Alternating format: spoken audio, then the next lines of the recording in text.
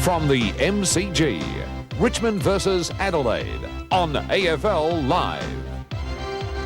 Hello and welcome to the MCG on a pretty good day for football, the continuation of round one. We've already had a great start to the 1993 AFL season. Today, Richmond up against Adelaide. Both teams are out on the ground, and what a difference this match has taken on in the last couple of months with the performance of Richmond in the Foster's Cup, but a body blow to them because that's their captain, Jeff Hogg, who's been in excellent form throughout the Foster's Cup, has kicked a number of goals, has been very competitive up forward, and he's sitting in the stands looking on today. Richmond out there without Hogg. Bannock and Lees were also in the reserves, and that is a blow to Richmond, making it through to the grand final of the Foster's Cup. Adelaide's form in the Foster's Cup was pretty reasonable. They were put out by Essendon in the quarter-final. The crowd today is not big. It has built a little. You guess about 12 or 13,000 at the moment. It may grow in the next 10 minutes.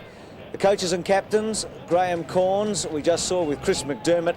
No change to Adelaide, but for Richmond today, John Northey in his first season, and Matthew Knight's acting captain in place of Jeff Hogg. Dennis Committee and Gerard Healy working with me today.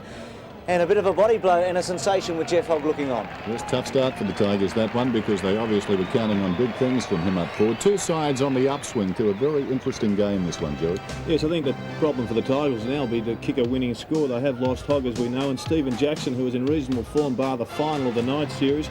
I think they'll play Menengola at full forward. He's a player that can kick the ball long. They've got four first gamers. Adam Slater, a tall 196cm ruckman. Robert Schaefer, also a ruckman. Paul Bullis and Mark Batura, who has had good form. What about the Adelaide Crows? Expectations high in South Australia for this team. Plenty of familiar faces. Something of a new look forward line. It revolves around a pair of youngsters, Chris Groom and Tony Modra, but the engine room remains McGuinness, McDermott and Jarman, the veterans with the run. Crows have a very good record against Richmond. Two of those three wins, and the three that they've played them, have been at the MCG, and their greatest winning margin was at this ground, 110 points in 1992. Other matches today, or the other matches, West Coast against Essendon. Now, there is a replay for SAS viewers at the completion of this game. We will be giving you scores, we'll be warning you, so if you want to look away and not know when the replay takes part, we'll let you know, and we'll keep you up to date too with the Davis Cup. A break, back with the opening bounce after this. Hi, I'm Ben Hart from the Adelaide Crows, and you're watching all the AFL action on Channel 7. The name of the game. The name of the game is Australia.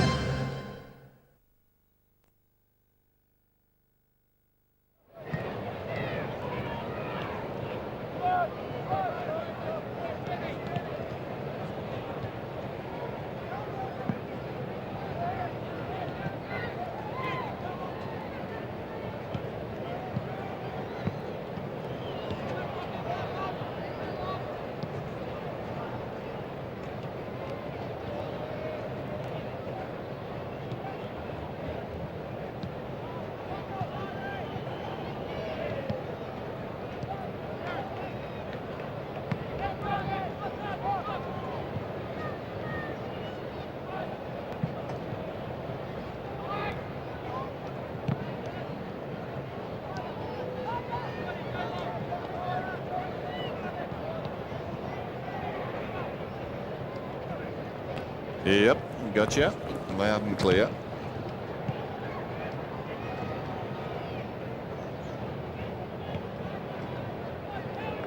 Ollie, that's Slater there, Bruce, the big fella. That's him, oh, thanks, mate.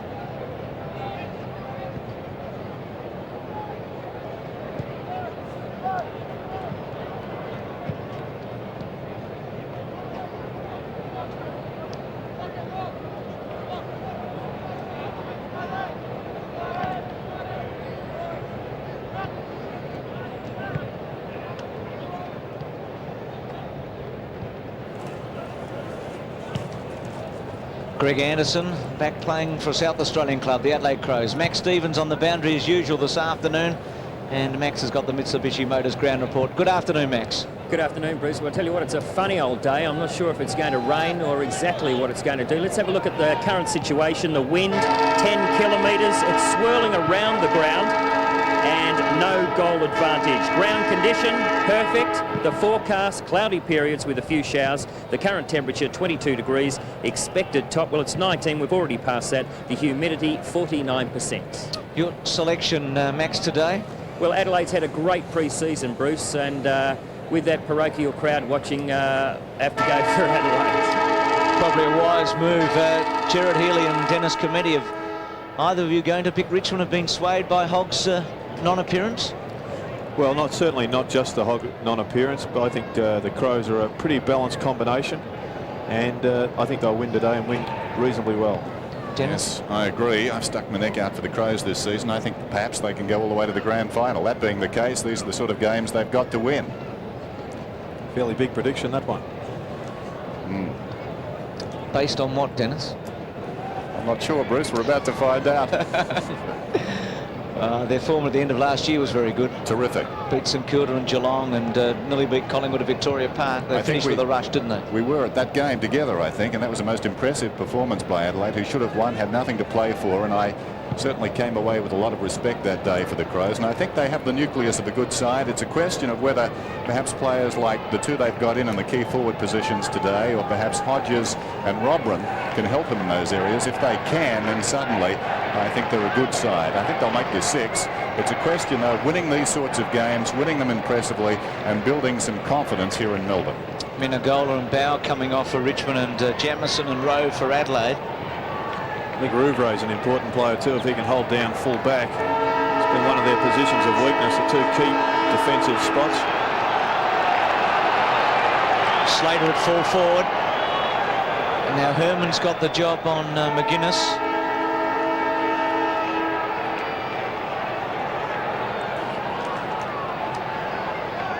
Adelaide going to the right, Richmond to the left.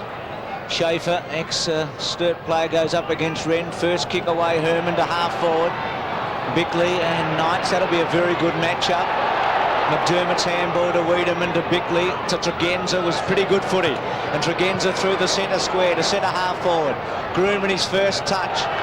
And free kick against him, going to Turner.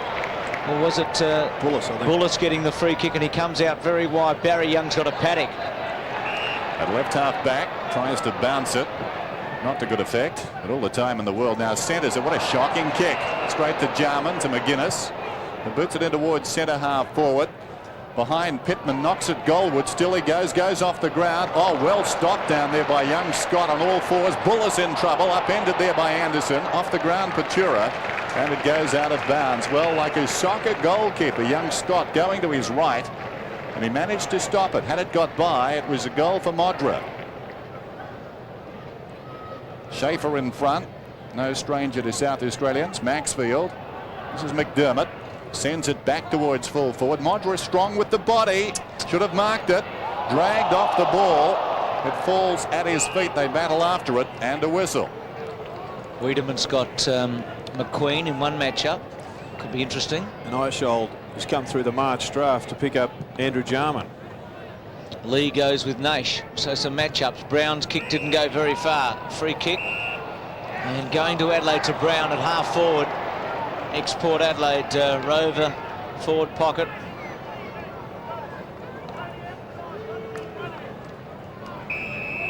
And Tony Free coming in aggressively and a bit high. Now Brown from 45 metres, drop punt. He's timed it well, kicked it strongly, and it's a goal. Adelaide get the first through Brown from a free kick against Free.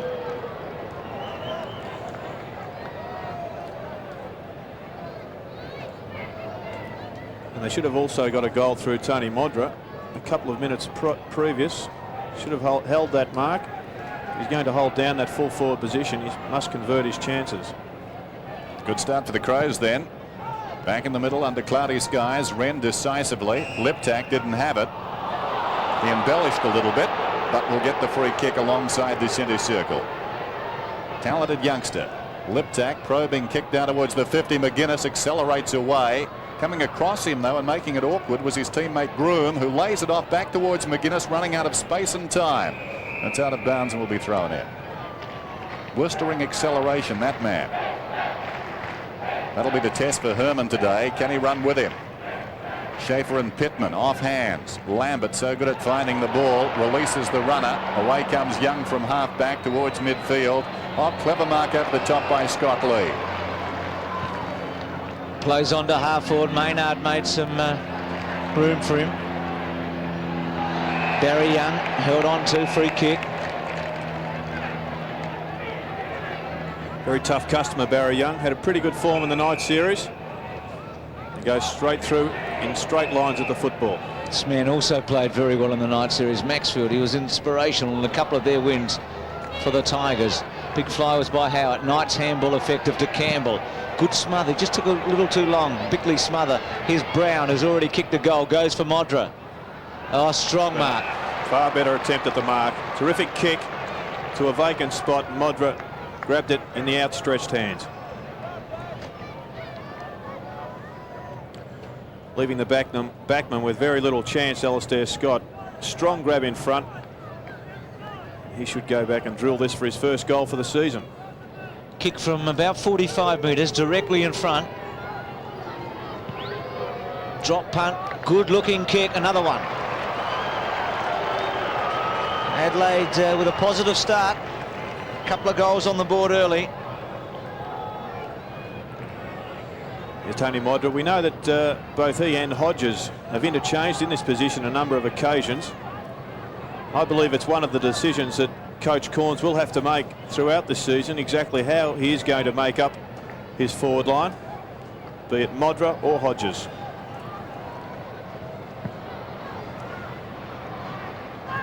Jarman storms away from the middle, feeds Brown. Back it comes towards Jarman. Herman did well in a tight situation, but Anderson, hand passes about 15 metres, chopped off by Young, who kicks it out wide, foot race towards the boundary. Maxfield and Wren, and across the line with Wiedemann. So a boundary throw in. Barber's delight out there. Surprised to see Knight standing out of the centre square at the throw-ins. Obviously Northey more concerned with the form of that man on screen, Jarman, than having his key player himself in there. He's brilliant, Jarman, with his hands. He got it away. And now it's Liptak, who finds Modra on the lead again. Well, nobody apart from those two, Scott and Modra, inside the 50. And as a result, in the one-out contest, Modra has pace, and this sort of kick gives the defender no chance. So Modra kicking at his second, the Crows third, and a lead of 18 points. He's missed. 21 goals in his 8 matches last year. Well, some tight situations. Patura, long kick, oh, then good grab. Had a pre-season riddled with injury. Arguably the most promising of the young big men in the competition, to the goal square, and on his own Pittman to kick a goal. All too easy. Well, what's happening with Richmond at the moment? It's 3-1 to 0, and that was almost comical, Gerard, in the fact that Pittman was able to go all on his own. Yes, Alistair Scott actually stopped and didn't apply any pressure whatsoever, but that's not really the problem at the moment. You just don't see any of that spark that Richmond had in the pre-season competition. There's been very little attack on the football. Hasn't been a decent tackle load. There doesn't appear to be any spirit or talk out on the ground. So a really worried John Northey, I'm sure, at this stage of the game. 19.5 minutes remaining till quarter time, and the Crows out by 19 points. The breeze not a factor. Knights, the meat in the sandwich. Brown, who's been very lively, battles with Knights. And a whistle. Bounce just outside the centre square. Adelaide doing the running at the present time, sharing the ball and looking good. Wren and Schaefer, one down by the ladder. Lambert, well done. Maxfield forward of the wing, kicks it inside the 50. All the Crows, upended down there was Lee, though the hand pass comes across to Naish from McQueen, open goal.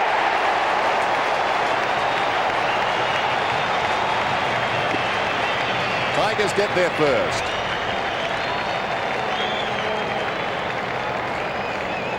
And finally, the Tiger supporters get something to talk about. Good kick from Maxfield, drives it long. He's got a tremendous kick. Picked up a quick handball from McQueen, who's been sorely missed. And Nash finishes off with a good crumbing goal.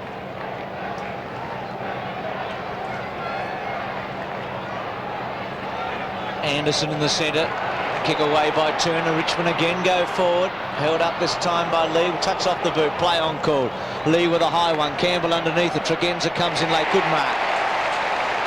Strong grab by Campbell. It was in the air for a fair while. And suddenly there's some purpose, isn't there, about Richmond? Well, they need to kick this one.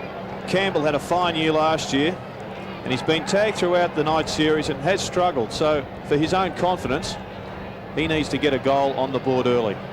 Kicks from just inside 50, kicks it delightfully for a goal. Well, that's better for the Tigers. You feel as if they've just woken up out of a slumber and they're ready to go at 2-3-1. There's almost an eerie silence there with the Crows putting on the first 3 goals. But all of a sudden this game is back as a competition. Lee, pretty poor disposal there. Could have gone back and taken a far better kick. And a good mark, eyes only for the football there, was Campbell. And he converted well. So the Tigers kick the last 2 goals. Wren goes up and wins it down. Howard out of the congestion, kicks it wide. Drifting back almost the mark down there to Campbell. Couldn't hang on. This is Tregenza. Hurried kick towards half forward. Lucky ricochet comes to Schaefer, who feeds it off to Lambert. The hand pass comes across to Campbell. Campbell goes down towards the pocket. And on the lead, the mark is held down there for the Tigers by Herneman, the young man from South Fremantle. And a very good kick at goal, Herneman. Campbell supplying an option after creating it. Herneman heard Gerard Healy. Well, that was box it out of bounds. Very good support from young Herneman for him. Unwritten law of football, that one. Maynard's got it up from the back pocket. Under pressure, gets the kick off towards the wing, but gives it away. So good chase out there by Slater. And the kick falling in short. This is Howard. Back towards full forward. Wren is drifting back down there. Got hands to it, couldn't hang on. Turner dragged down, it spills free. Shoveling it out is Campbell, crashing through is Wren. Now McDermott towards midfield. Rain now tumbling down. The 4 seasons in Melbourne today. Young takes it from Bullis and attacks to centre half forward with a long kick. Maynard in the front. Smart was at the back. Handball given off was okay. The kick by Free. That handball from Eichel. Free to the goal square. Slater. Herneman. He's got Nash in the square if he can get it to him. And it'll be a throw in the pocket. Well, Herneman feinted for the free kick. Ben Hart did have a touch of a hand on the shoulder, but would have been very technical, and good decision from the umpire to let it flow. Rain really pouring down. Snap by Herman. Misses it behind. 2-3-1.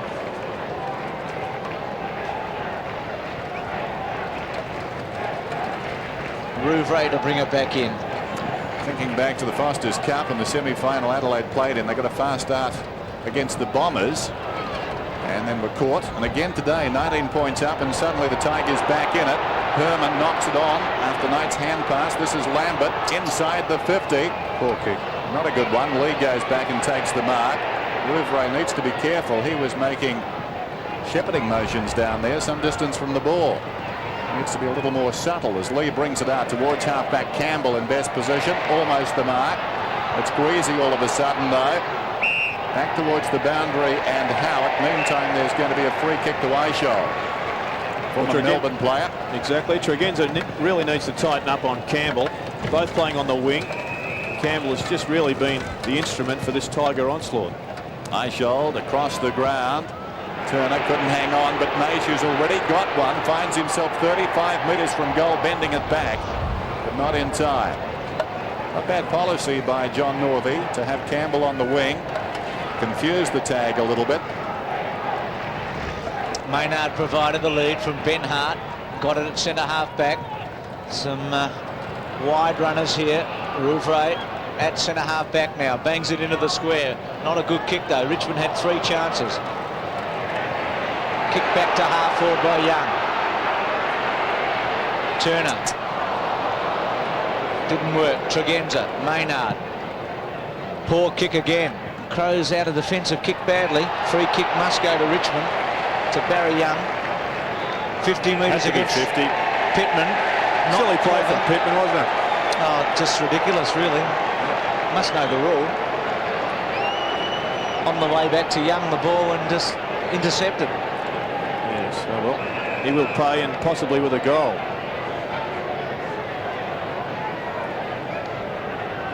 It's going to kick from 55. Low drop punt. Won't quite get there. Slater flew at the back. Lee. Handball. Rouvray ran it over. This Adelaide defence just a little shaky at the moment. Their disposal coming out of defence has been poor. Wren and Turner. Wren in front. McGuinness. It's his second chance. Couldn't control it. And out of bounds. Lambert and McDermott is also a pretty good matchup. Both really the engines of their respective sides. Adelaide by 5 points. Herneman in trouble. And another throw in. Jamieson and Rowe trying to warm up. Almost a contradiction in terms, going for a run in the rain. Wren's in front. Over the top. Howard got it down. This is Wiedemann to bring it away. The man from Fish Creek. Jarman to McGuinness. Anderson wants it out in front, but he bypasses that option and goes long to Groom, who couldn't control it. Liptak, quick thinking, off the ground, gained about 50 metres down towards the 50-metre line and inside. Schaefer tried to stop it. Socket away by Groom. Opportunity for Modra, kept it in. Brown tries to go up the ground, kicking in danger, I think, says the umpire. Tiger free. Scott. To half-back. Wren. Howard went early. Wren to McGuinness. High one. Just hoping an Adelaide player might take it. And Free may have done better. The handball by Groom was wild. Knights played Bickley. Held it up. Got held onto. Groom gave it away. Holding it. Whether it just slipped through or not, it's hard to know. Howard goes wide. Jarman in late. Well played. And out of play. I show the target. Corns and Taylor, and in the background Northey, the coaching staff and the respective teams. Schaefer and Pittman. Campbell's there with Bickley. All McDermott's strength, but tried to barge through. Liptak, Jarman to McGuinness. How many times has that happened in a season? Modra. There's one out here. Anderson to help. Important ball to be won. Maxfield attacked it strongly and goes away with it. And here's a race with Anderson after him, and Wiedemann and McQueen coming in. Some inspirational stuff here. Important play this. And Adelaide hold it up. And Richmond gets stuck in. And it's a free-for-all. And Adelaide come out with a free kick. Well, some hard doers in that lot. Wiedemann, Maxfield, McQueen.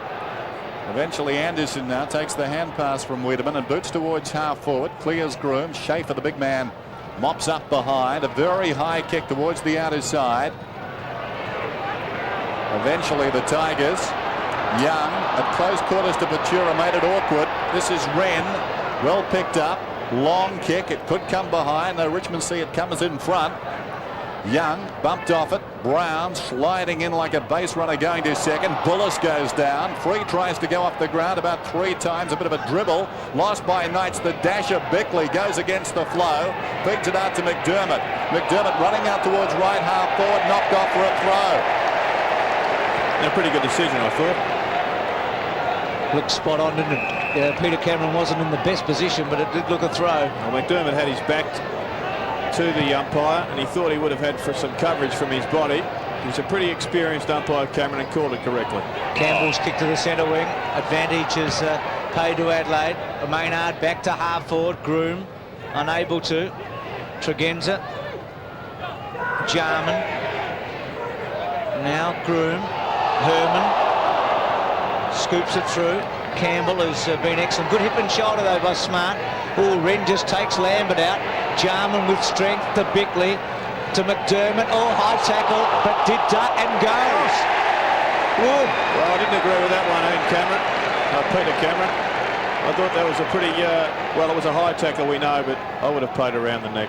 Lambert to half forward. Oh, Wren and Knights.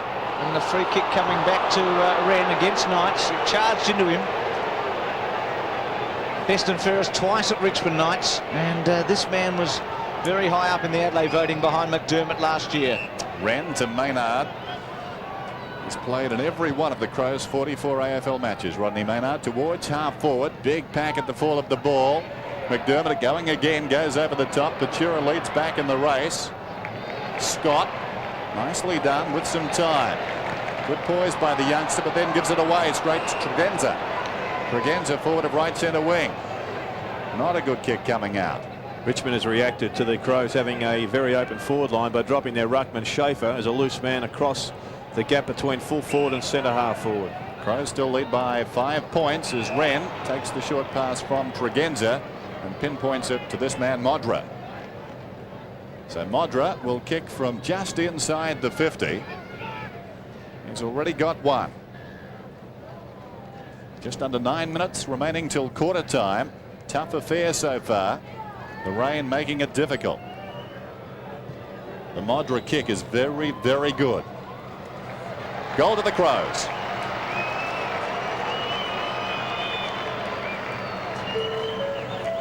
Well, Modra's kicked his second. In fact, he could have had 4. He missed an easy shot from 45 metres, and he also dropped a fairly simple mark in the early minutes of the game, which would have put him 20 metres out. So, whilst he's done well, he could well have done a lot better. 2 goals now to Anthony Modra.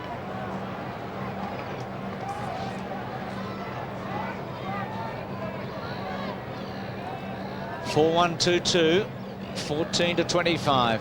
Schaefer and Wren. Wren started very well. Schaefer wins that. McDermott with some time to go. Bang to Modra.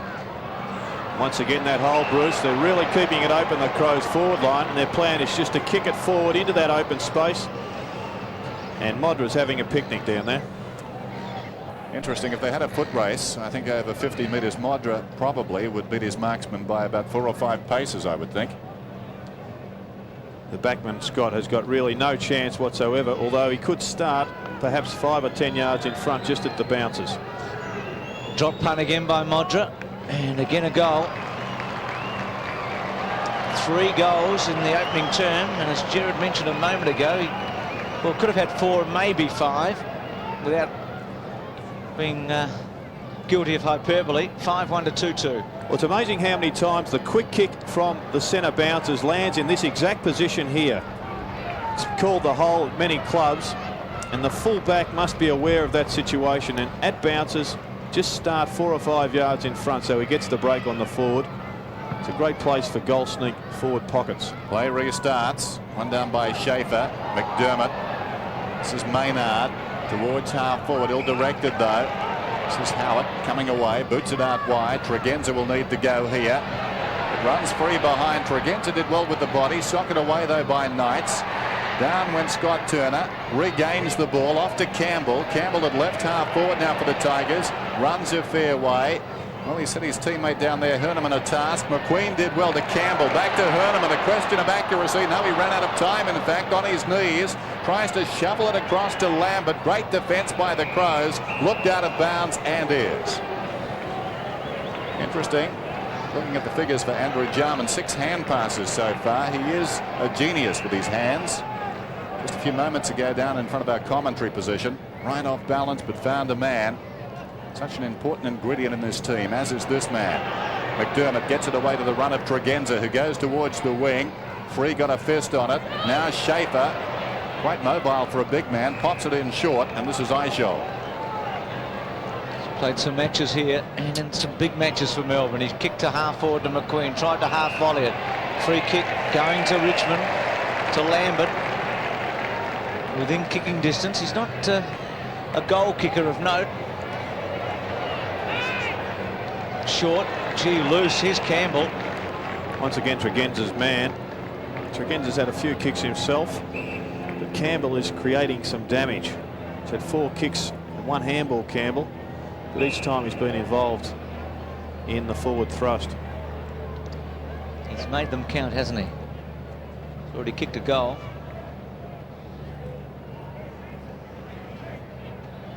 Oof. It was a bit like the Herneman kick earlier.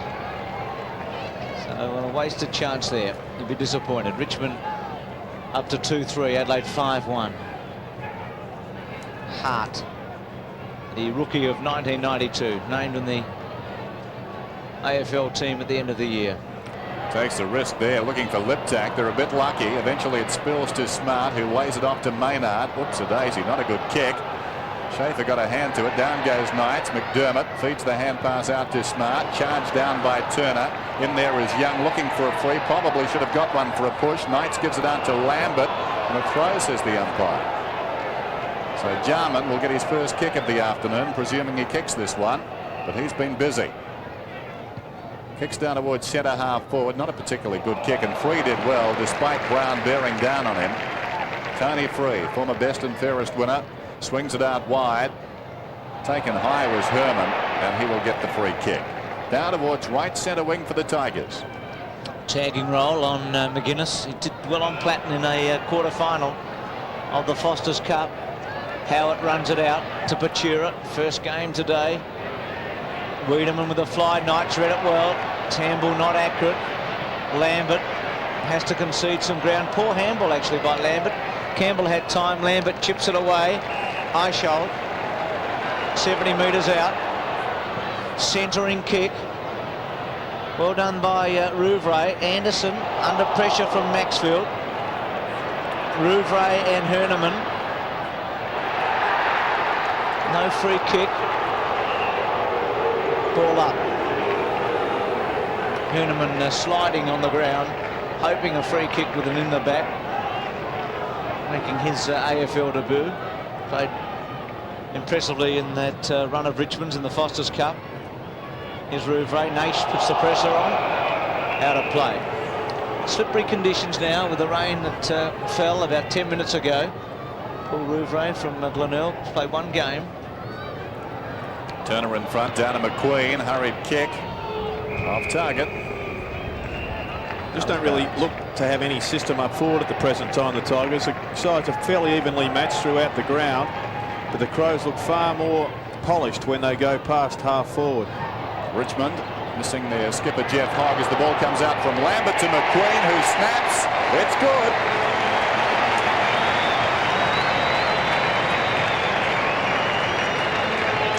Well, it certainly looked like a throw to me. I'd like to see it again from Craig Lambert to set up that goal for McQueen. Let's have a look at the replay. Both ruckmen go to ground. Well, I don't think there's any question about it. There was no fist involved in that one. Once again, the umpire not able to pick it up.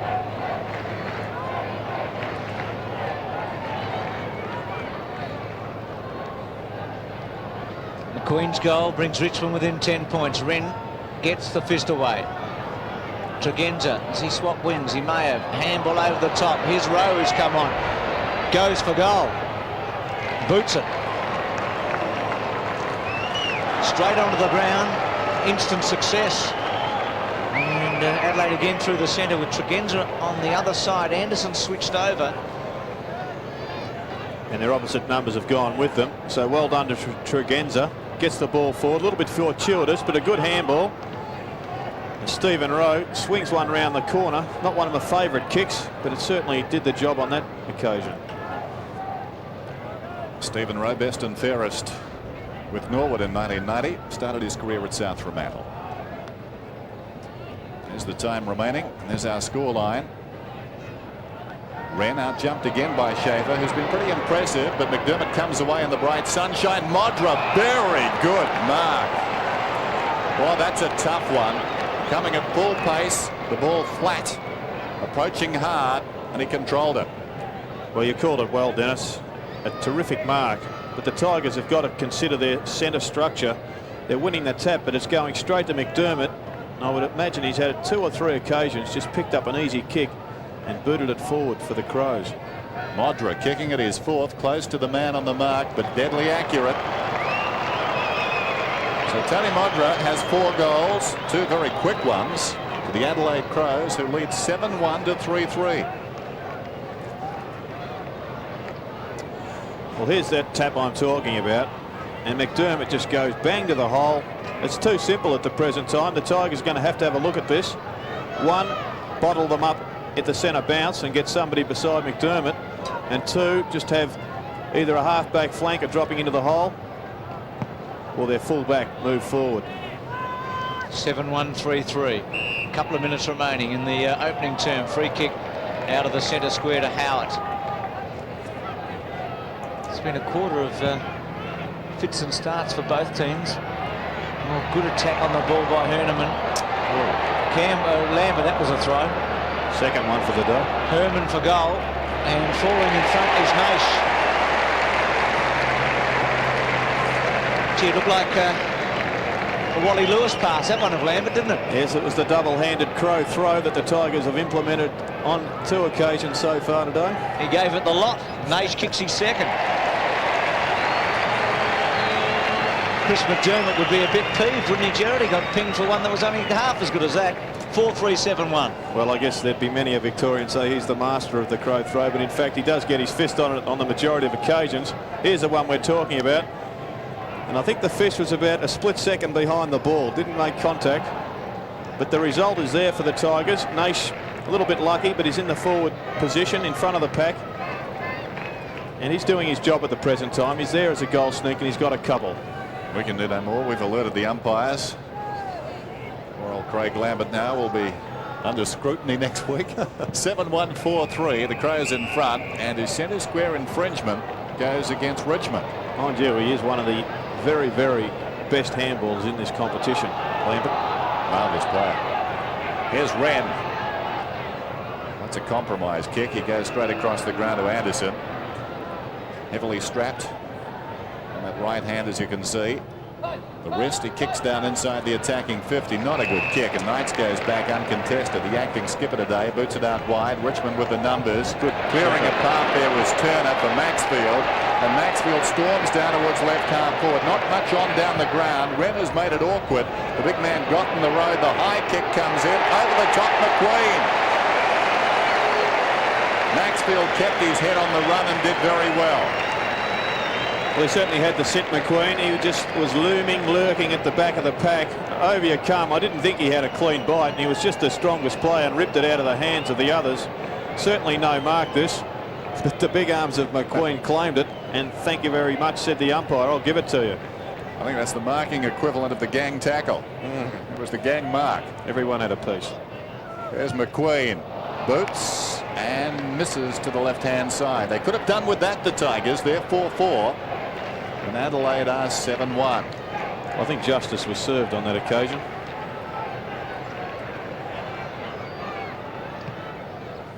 Down the centre, Rouvray. Oh, Hout with a good fly at the back. And then gets it again. Taken by McGuinness. Didn't go very far. Smart to Tregenza. To Jarman. Something normally happens. McGuinness could nearly kick this. Goes for it. Drop punt. And does. How's that?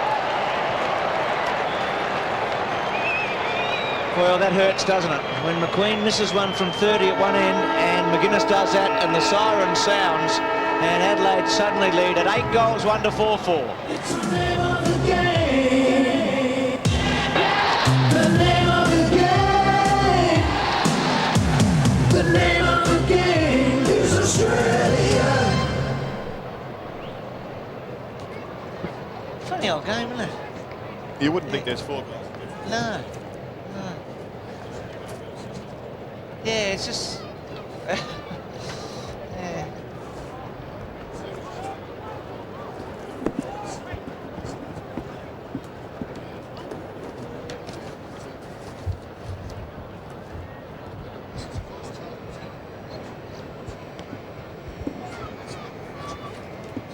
Is it? You use it. You found it. It's good. Yeah. Richmond goal kick is Naish's 2, Campbell's 1. And McQueen. McQueen's the other.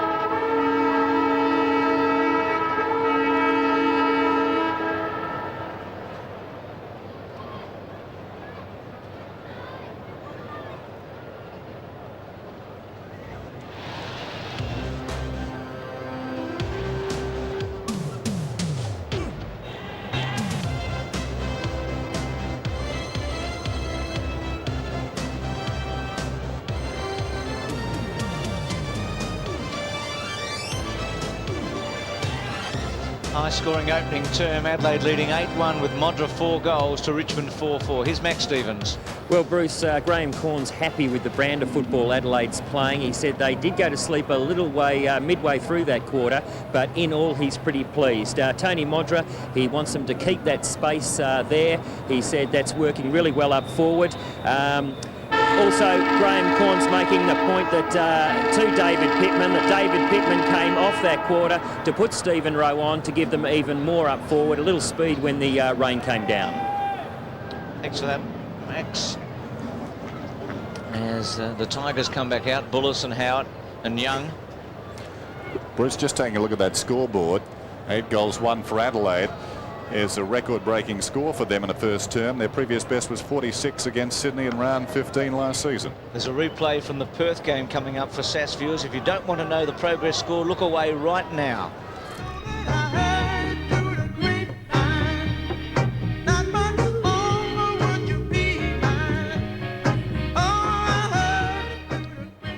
So a reminder about a replay of that game later. Now the Davis Cup, Woodford won against Gilbert. It's a good performance because you'd think a letdown today. There has been some rain delay. Masseur, Wheaton 3. Australia 4 rubbers to love up. Peter Cameron holds it aloft. The footy, that is. And Adelaide go to the left and Richmond to the right at the start of the second term. 8-1, 4-4. Wren goes up. Gets it at the second grab. Groom, who had a quiet opening. Maynard to Anderson. Anderson from the centre square. Modra the target, as it's been all day. Free kick. Scott. Hodges not playing injured. Modra kicked 4 goals in the opening term. And Scott from the back pocket. Sun now shining. After have had a pretty heavy shower in that first term. Anderson will not play.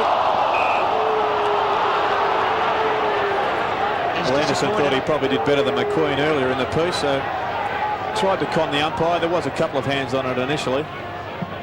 Groom to go with Schaefer. Maxfield. Jarman was very good in the opening term. He's had 1 kick and 8 handballs. Bigley's handball effective. Maynard. McGuinness, who kicked a long goal in the first term, goes to Modra. Unable that time. Into the pocket. Still in play. And Rose there with Young, and it's going to be a ball up in the pocket. Howard also amongst them. Rowe coming on for Pittman and scoring a goal late in the first term. McDermott 9 possessions, McGuinness 8, and Jarman 9. Key players. Well done by the Crows to try and work that ball to the middle. McDermott, we were talking about him. Down he goes, and a whistle. So a bounce. And Groom doing the ruck work on the forward line, hooking that last one back. Probably will try and do something similar here. Plenty of players around the ball. The Crows need to open it up a little bit. Schaefer does the work and goes towards the boundary line though. Lambert pushes down his side. Goes across the ground, fought with danger. Modra's going back. How will it sit? Nicely for Campbell, who did very well. Campbell deep in his own defensive area. High kick to the wing. Smart from behind. He really can leap, Nigel Smart. Fists it towards the boundary line, and it trickles across. We'll have a throw in down towards right half forward for the Adelaide Crows, who lead 8-1-49. Richmond at 4-4-28. Wren and Schaefer. Tregenza's quick give. McGuinness, Maynard, a high one to the 50-metre line. Groom and a Bullis. Pachura, Liptak unable to. Gets back to Pachura from Howard. Goes bang with the left foot, and Naish gets it at centre wing. McQueen provides a lead at centre half forward. Wren down behind, and the mark taken by Bickley. So not a good kick there by Naish. Bickley swings it wide. Gee, Wren, they'll be looking at him very anxiously. They're calling for the stretcher, Bruce. Well, that's a real blow as Wiedemann takes it from Maynard and goes to half forward. Rowe. Well, here's a chance for Adelaide. Oh, McDermott didn't take it. Made it a bit harder than it was, and Herman's away. They can rebound here, Richmond, to Naish. Into the pocket. Herman and Hart. The good news is Wren is up and walking. That is good news for Adelaide. Knight's tucked away. Centering kick, good one. McQueen and Wiedemann. Smart. Oh, well played though by Turner. Back to Turner. Can he kick a goal? The handball over the top. Knights, ducks, weaves, steadies, goes round the body, misses. Well, it just did look as if Turner didn't have the confidence to go for the shot at goal. Often the selfish shot at goal is the best one for the side, and good to see Big Wren up. Yes, I think the City held its breath there for a moment. He is a key to Adelaide having a good season. He's up and moving, albeit rather gingerly, although he belies that. An immediate fitness test, and up he goes and takes the mark. To Jarman. McGuinness moves for him. Amongst the trainers, one of his own. Get the stretcher this time. Oh! And McGuinness gave him one. Can you be reported for that? I'm not sure. His own trainer frowns over the ball. I've never seen that before. It was a sharp left jab, unless I'm very much mistaken. McGuinness puts it inside the 50. No, maybe.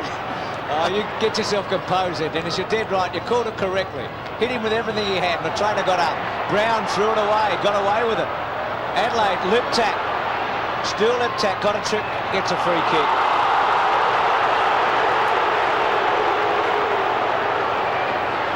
Well, here's watch this. Tony McGuinness, bang. And they'll bring the Richmond trainer. He would have got life. Graham Corns will give him a bouquet. Liptak's drop punt, kicks it. Goal. Oh, high drama here. It's happening everywhere. 9-1 to 4-5. And can somebody help the trainer? Well, I guess we'll have to wait for the video evidence on that one.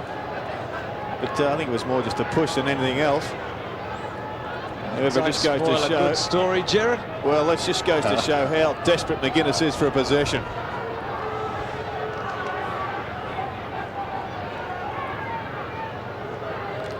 Well, despite the high drama, it worked out okay for the Crows. They got the goal. Wren gets it again back from McDermott. Maynard couldn't control it. Eichelt held a long time, should get the free and will alongside the centre circle.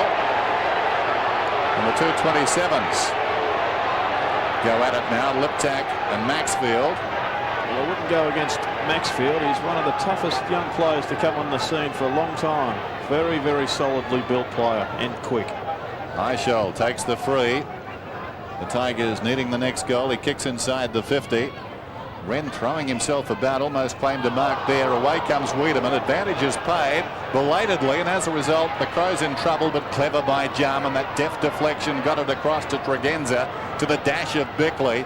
Now Maynard storming down the ground. One out again is Modra. The high kick in that direction, flooding back at Tigers. Modra goes off the ground. Not a bad idea in the circumstances, but it trickles out of bounds in the right full forward pocket. Wren coming off the ground, hobbling, to be replaced by David Pittman.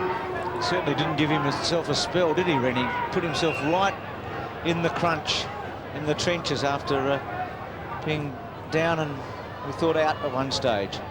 Groom goes against Schaefer. Lambert's handball to Howard. McGuinness able to chop him off and ridden into the ground, but was it over the line? It probably was, and it'll be a throw-in. There was a question mark over Wren before this game. He had a broken foot during pre-season, and the word was that Pittman was played simply as a backup. So obviously that's been a well thought out move considering the circumstances now. Lambert, the only one of the Richmond players, shocking kick. Anderson probably should have gone directly to Jarman. He had him there and he didn't make the most of that, Anderson.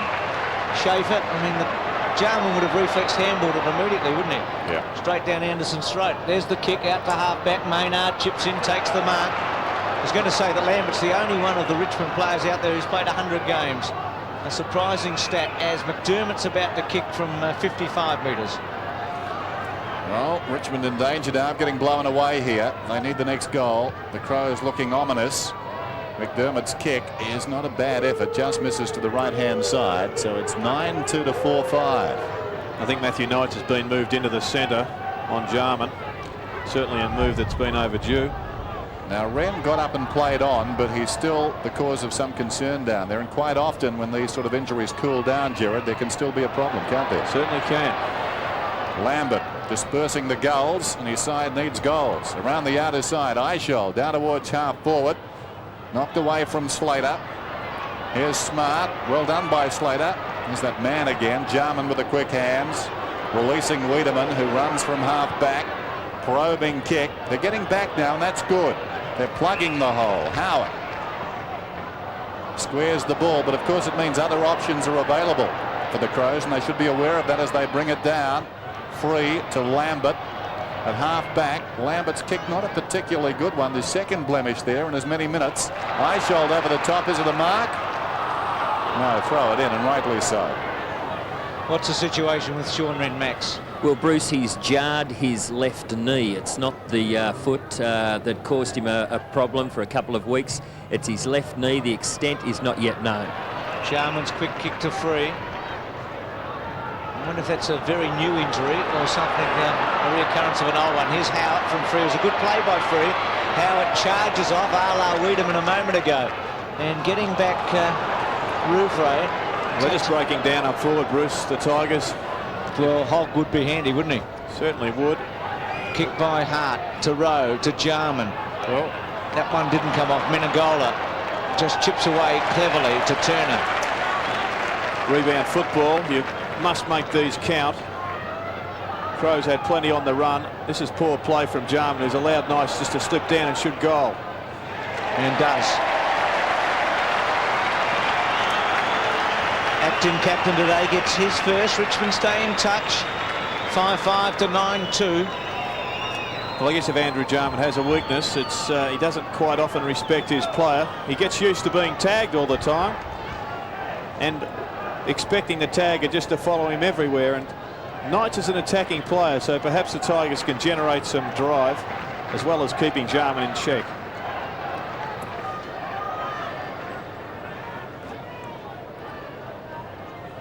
So the margin, as it was at quarter time, 21 points. Good thinking by Knights. Running off Jarman. There's Herman. High bomb inside the 50. Lees goes back with courage. Ridden into the ground down there was Herman. Crowd wanting a free, nothing doing. Lee dives on top of it. And we'll have a bounce. As Herman's gone on to Liptak. And Tony Free now has a job on McGuinness. 9-2 plays 5-5 here at the MCG. The season's opener. Pittman gets it down. Knight stood his ground well. This is Herman, measures the kick, and I think he's missed. He has badly to the near side. Out of bounds on the full. Terrific handball there from Knights. Under supreme pressure. Kept his head and delivered the ball well to Herman, who did let him down. Lee out of defence. The Crows lost their opening game last season against the Bulldogs. That was at Football Park. This is Campbell. Chip pass again. Good stretch there by Alshard. Unable to take a handball. Good to Knights. Knights winning some important touches. Slater's kick was smothered. Oh, Bickley got into some trouble with Rouvray. Jarman. Well played. McDermott. Pittman to Liptak. Tregenza. Quick give. Oh, wonderful team skills. McDermott to Maynard. Modra on the lead. Oh, gee, that was good, wasn't it? From one end to the other, about 8 little touches. They weren't all full handballs. Some were just touch-ons. Weren't they? Just tap-ons. But once again, the Tigers must have known that the ball was going to this spot.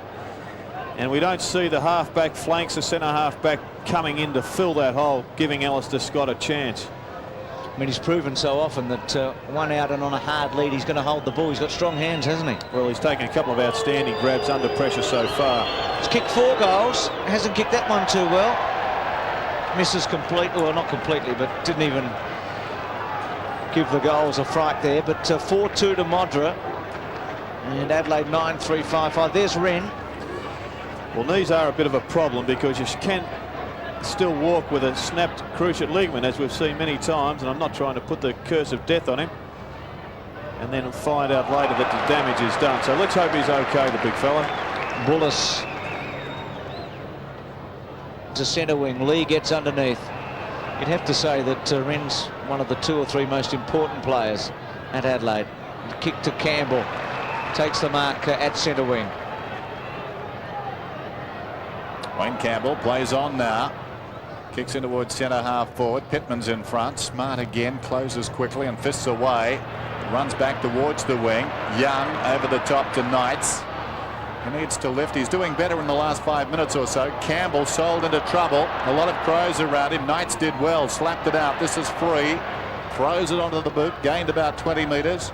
Smart. Belated fist, but got it away to the satisfaction of the umpire from Scott Turner. Lee boots it around the outer side. Herman behind. Strong tackle. McDermott. And the ball goes out of bounds on the wing. Best and fairest last year. Crows captain.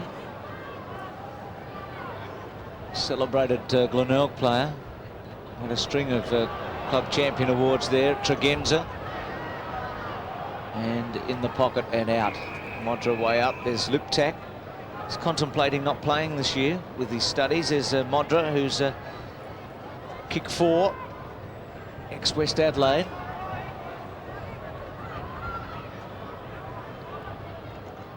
Free. Just a little poke off the ground, didn't go far. Minagola, a high one, round the body. Lambert sets himself with Lee. Good battle. Handball by Naish to Knights, who's been effective in the last 10 minutes. Not a good kick. Hart takes the mark. Well, Herman actually took his eye off the football and was running towards the square where he thought the kick would have been delivered. Could have turned around and taken an easy kick. Ben Hart towards the outer side wing. Pittman up in front. Great opportunity for him to make a name for himself now in the absence of Wren. And there's going to be a free kick on the outer side, I think, to the Tigers.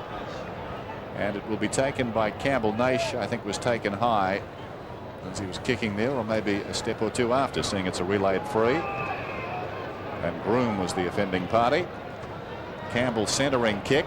Pittman up, got hands to it, couldn't hang on. Almost thrown out by Wiedemann. To good effect, though. Anderson breaks away, uses the ball well. Maynard on the wing.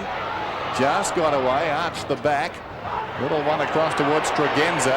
And a nest of Tigers. Maynard's kicking today. Bruce mentioned earlier, hasn't been the best. Brown was pushed in the back. No free kick. This is Tregenza, left half forward. Standing start kick. And Knights getting on top now of Jarman. It's been a good move from Northey. I think it was the only move he had. Had to get his key player up into the action. Menegola boots to the wing. Maynard again. Goes down to Jarman in space. This is when he's very, very dangerous, when he can measure the kick, and he does. Too much carry, though. Modra missed it. Liptak behind. Open goal off the ground.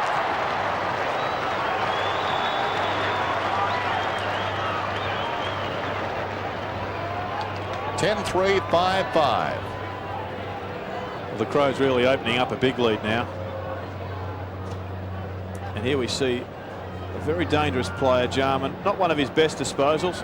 Modra just running under it. Got a bit of a shove, but Liptak read it best. Herman gave him some space, which was poor play from him. He converted with a soccer goal.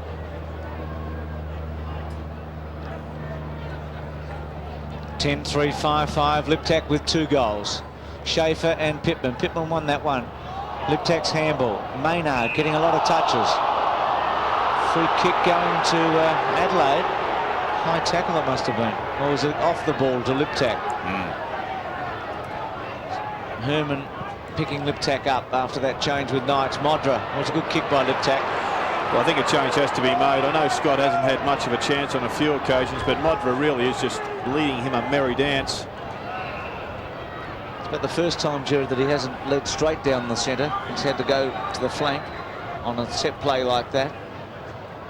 And he needs a goal here. You might laugh, he's kicked 4, but his confidence wouldn't be completely sky high. Drop punt. Good looking kick. Very good looking kick. Would be sky high now. 5 goals, and well, he could have kicked 7, maybe 8, but Why worry when you've kicked 5 and it's only halfway through the second quarter? Liptak doing well, gets the ball out of the centre. Too much room for Modra. The Tigers just aren't applying enough pressure, and he is having a field day. 8 kicks he's had now, and each of those could have been a goal. Howard's gone back to full back, and the crowd thought a little belatedly as Free slaps it away. Eishold in front towards half forward.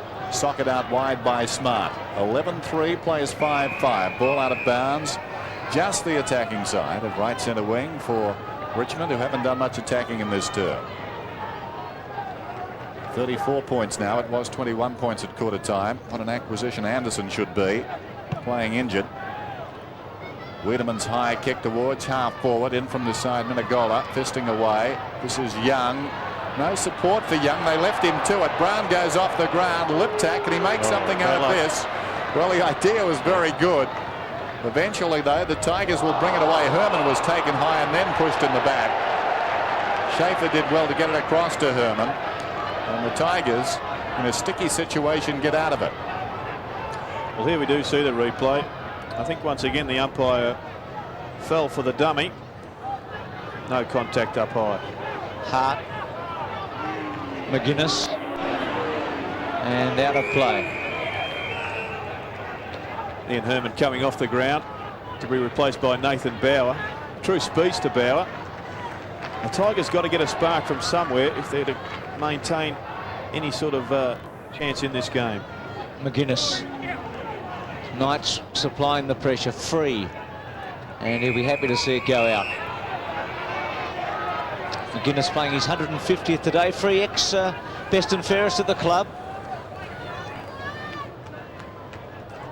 Lambert, Knights and Free have been their winners in the last 4 years. McGuinness caught by Maxfield. I'd like to see Maxfield come up onto the ball also. He's done quite well on Anderson on a wing. Both have nullified each to a certain extent. But they've got to win the game now, and they need the spark, and he is a player with some real speed that could give it to them. Eishold caught by McDermott to Anderson. Lopes away, penetrating kick. Modra under pressure from Howard. Schaefer's got back well. Now Rowe. He kicked one similar to this in the first. Misses that completely. It was a harder one because his opponent was right on him. Whereas in the first quarter he had some space. And that one out on the fall. Just hasn't quite been able to cement his place, Rowe, in Adelaide's team. A bit like Brown, they've been close. That's a poor kick. Bauer found Minagola. Boots it out wide. There's Wiedemann. The 2:33 is here. Wiedemann, well done by Knights. Jarman arrives just at the right time. Lee goes over the top. Dragenza surveys the terrain first, then goes and finds the ball. Not bad policy when you're that size. He goes in short. Pittman has it. Just forward of the wing. He moves it to Smart. The Tigers with some work to do. It's intended for Modra, who waits behind. Pushed in the back, says the umpire. It'll be a Tiger free and now 50. Modra was the man who made the mistake, according to umpire Cameron, who had a perfect angle on it.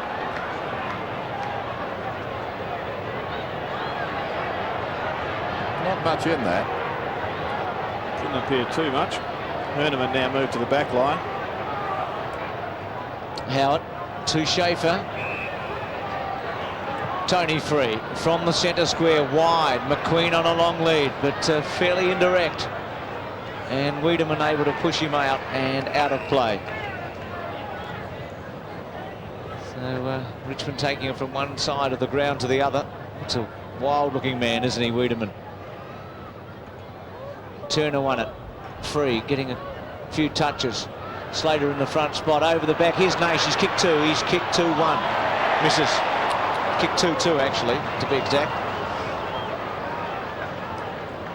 And should have done better, despite the pressure. Should have swung that round.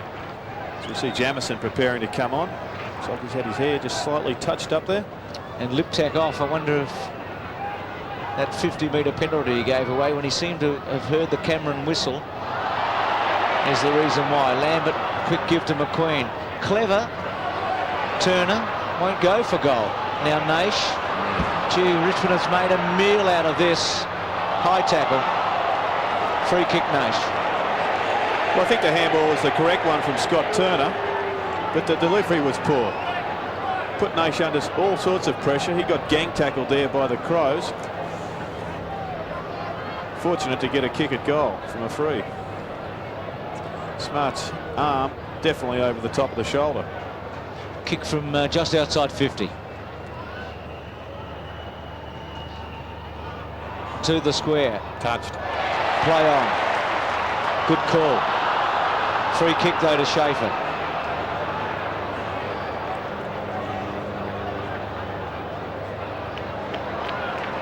Ex-Sturt, first AFL match, was number 82 in the national draft. Well, Pittman's a bit unlucky there. Oh, I'll say. God, what was in that? Well, the hand just slipped over the shoulder briefly. So he was trying to punch it away. And Schaefer leans back and kicks the goal.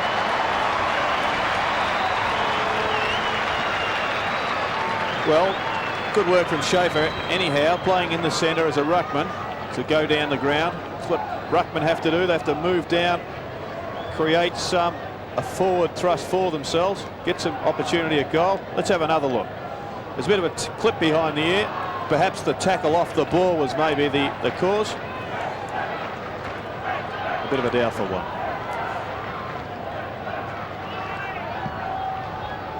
.69 plays 42.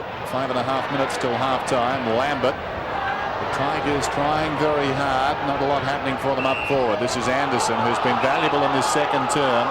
His 9th possession coming up. Lambert's kicks have just let him down a touch in this quarter. Modra. And the Tigers very Modra conscious, but that's a poor kick. Straight to Schaefer. He kicked the last goal. Goes across the ground.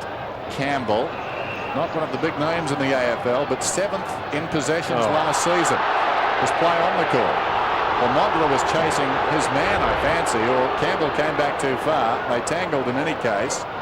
Bullis had it bounce off his chest. Smart. Well, that's a party trick. How did he get that to go backwards? He's been penalised, and the free kick will go to Nash on the outer side.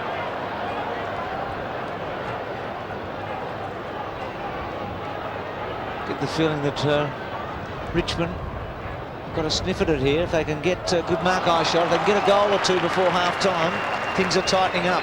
Well, they have thrown their side around considerably. This is a player that I think is in question. If he can't do the job as a tagger, he really has no other role, because he's been proven not to be able to hold down a forward position, a half-back position, etc.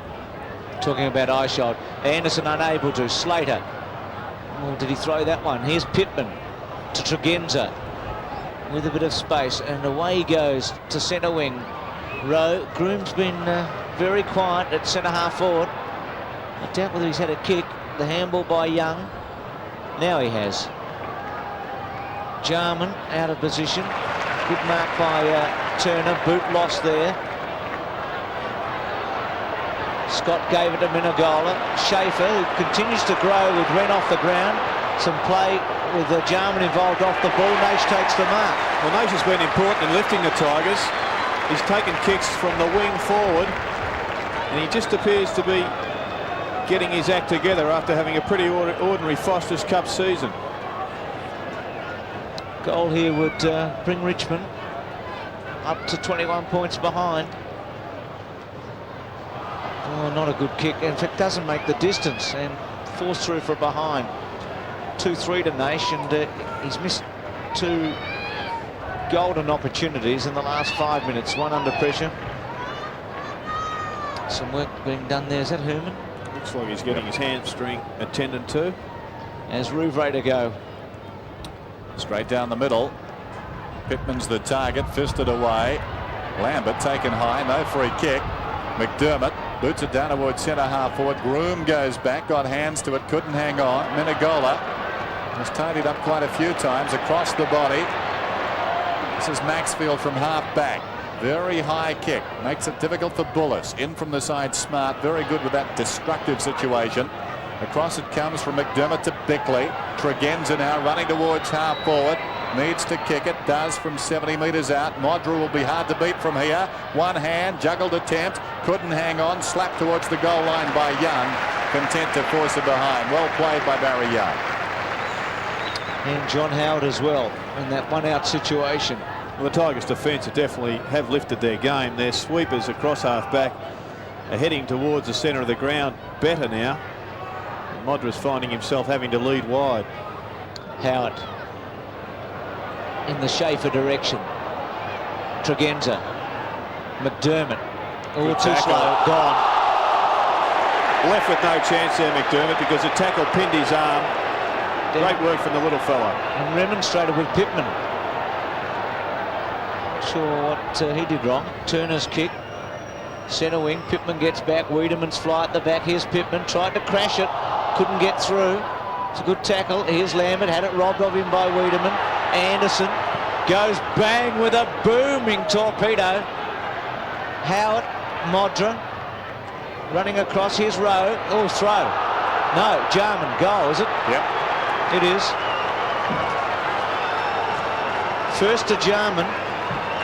And Adelaide 12-4-6-7. And they got to look at McDermott with Pittman on. I think he's making the point that Didn't Pittman yell shouldn't out? be calling for the ball. No, I think he did. I think he looked up and saw it was Pittman and thought that probably wasn't wise to give it to the big fella who was stationary. Well, let's have a look at this handball. I think it doesn't connect. That's a left-hander. That makes it 1-1. It was a throw, that's for sure. Pittman keen to make amends. He's a willing workhorse at the present time. Wins it down. Jarman's gone to a half-forward flank at the present time. I think he was running out of a bit of puff on Knights, who was starting to expose him. This is Schaefer, very impressive. Not the hand pass, though. He gets it across to Lambert. Lambert again almost gave it away. Wiedemann couldn't hang on. Smart steps over Bullis. Bullis rakes it in, though, and causes a ball up. So a minute to play in the first half. And Richmond needing a goal desperately here, down 12-4 to 6-7. Can they manufacture one from about 40 metres out? Up goes Slater, backhands it down. Fisted away by Bickley, taken by Bauer, who takes it across the line, and the clock continues to run. Came on for Ian Herman late in the second term. 33-point margin. McDermott, good handball. He measured it beautifully to Bickley. Straight down the middle. Anderson should be able to take Schaefer on. Decided not to. Got a quick kick to Maynard. Got a favourable bounce. What have we got? 23 seconds to go. Brown on the lead. Now, it's too far out to goal, and with 15 seconds remaining, Modra will provide the lead now. Brown goes for him. Howard at the back. Good play again by Howard. Just probably a better athlete than Scott, and able to get himself into a position to thump it away as the bell goes, the siren for half-time. And Adelaide has set up what is a very handy lead. Been threatened a couple of times, but they're 12-4 to 6-7. And John Northey and Graham Corns will go down at half-time. Modra's got 5 goals in the first half. McDermott and McGuinness. Well, McGuinness died out in that quarter. McDermott has been busy. Tony Free. Tony Free was on McGuinness. And at half-time, it's Adelaide 12-4-76, Richmond 6-7-43.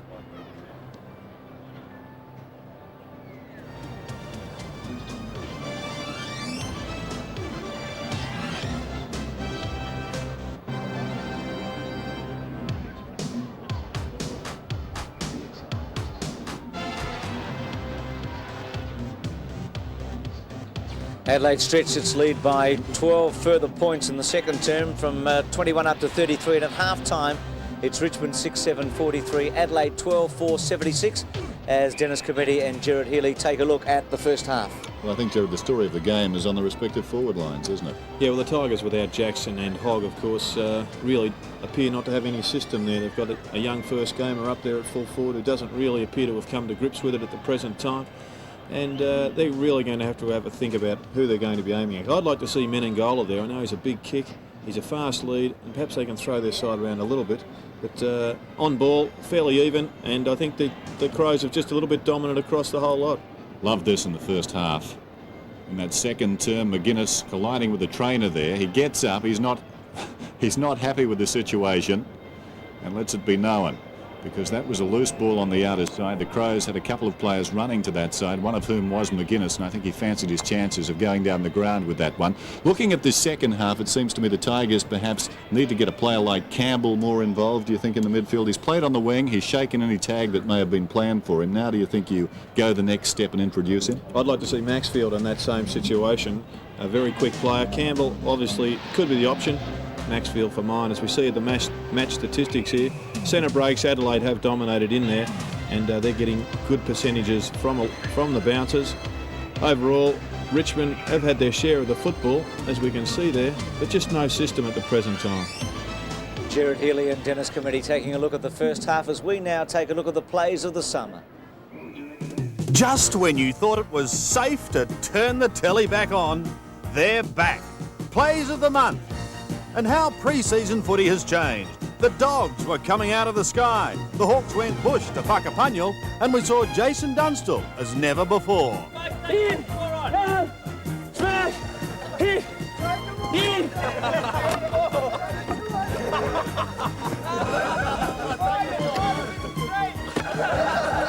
While the Crows are taking a more mechanical view of the 93 season. To the Foster's Cup action, and unfortunately, some just couldn't get going. The Lions and Tigers have provided some early season headaches, particularly Lambert and Armstrong. And on the subject of headaches, Michael Murphy could thank umpire Chris Mitchell for one. Tim McGrath had his own liberal view of the GST, a good strong tackle, while Marcus Seecamp laboured hard to upset the Bulldogs. As always, the Foster's Cup provided some great aerial work, and Mark Richardson's grab was a ripper, and Darren Jarman's gutsy mark a screamer.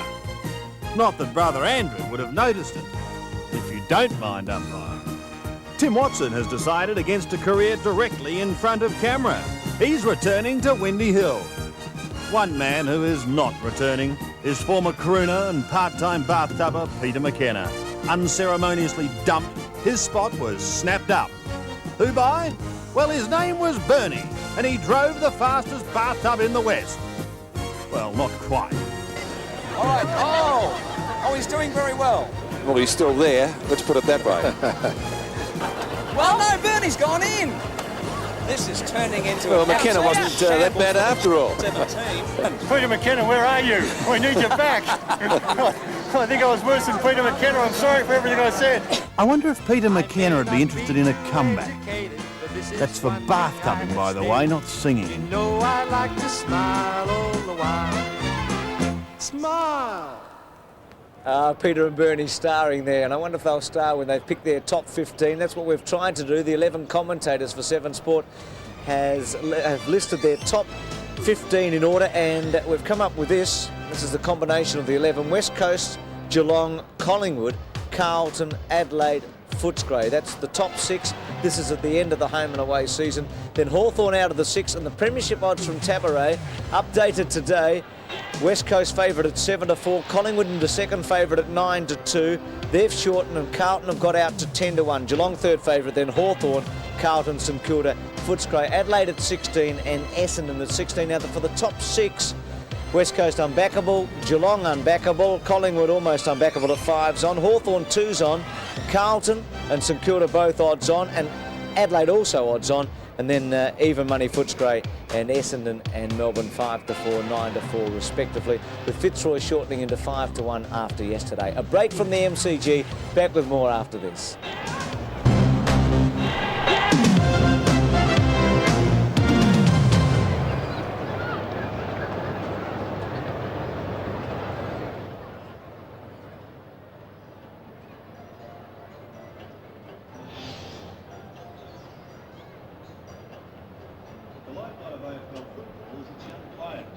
Recognition of this, the league has combined with the Norwich Group to create a new award for the season in '93.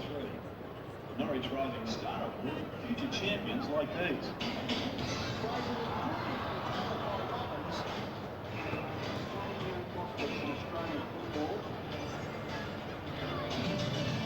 Here we go again, the Fury, Peter Man, inside 50, goes for the goal,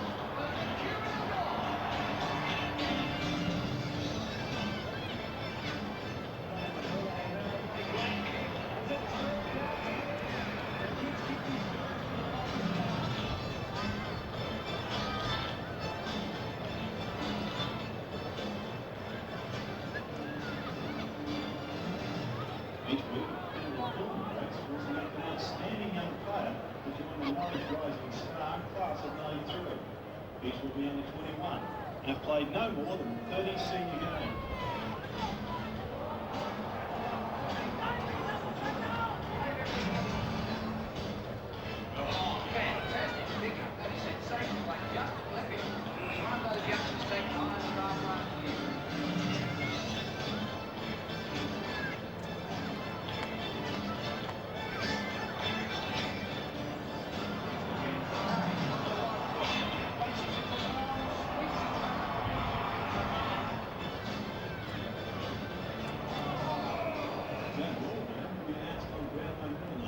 He'll receive a trophy plus a $10,000 investment for a failure from Norwich. Check your footy record each week or listen to 3AW for details.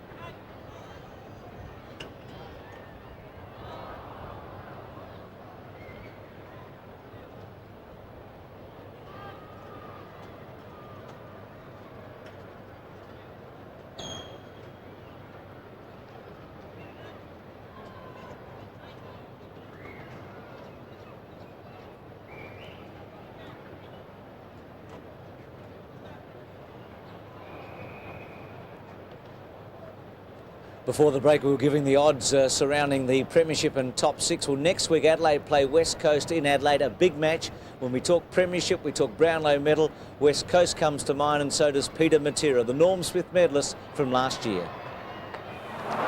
Mansfield and Merriman at the bottom. Evans over the top. Matera somehow gets out of jail. Peter Matera, 52 metres. Pulls it back. What a magnificent kick for goal. The Norm Smith medal today has been won by West Coast Eagles player Peter Matera.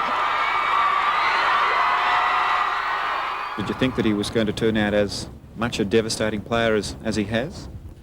Well, I thought he was always going to be a very good player. I was probably as confident about Peter making as any player. In the 1989 WAFL second semi-final, Peter Matera gave a glimpse of what was to come. He's got past a third, they stopped running at him, and he's kicked the goal. In the 3 seasons since, Matera has become one of the AFL superstars. He's won All-Australian selection, a Premiership medal and the Norm Smith medal.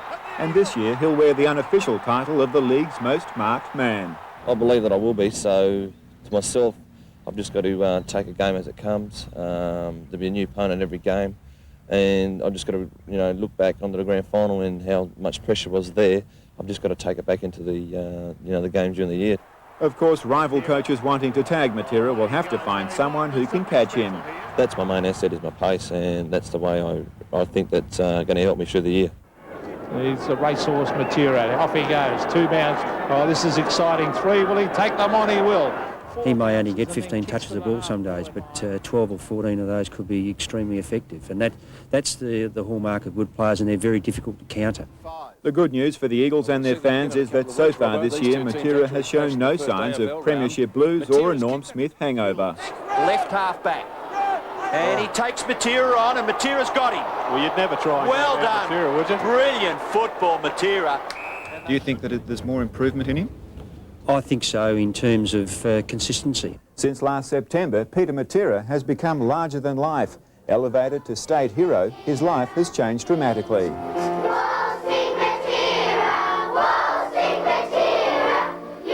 Like when I go shopping, people just recognise me in the street and that, so in that respect it's changed me a lot. Football has become Matera's life. When he's not training or playing for the Eagles, he's conducting school clinics or footy promotions. Yeah, everything's starting to fall into place, but 93 is hopefully the year for me. When you consider what's already in the Matera trophy cabinet, that can only mean the Brownlow medal may soon follow the Premiership Cup across the Nullarbor. Yes, he's one player who has the admiration of the whole of the AFL, Peter Matera. That match next Sunday, starting at 5 o'clock Central Time, Adelaide against West Coast. West Coast involved in a match with Essendon today. There'll be a replay later in Adelaide, so if you don't want to know the score, we're about to give it to you. It's a half-time score. Look away.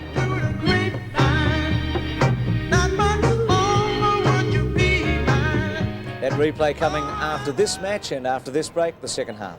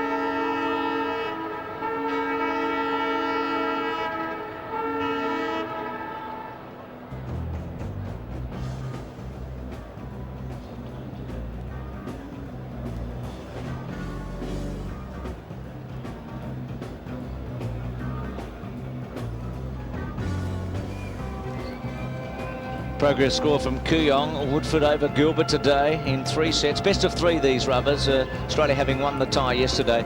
Wallimus trailing Dave Wheaton early in the 2nd set.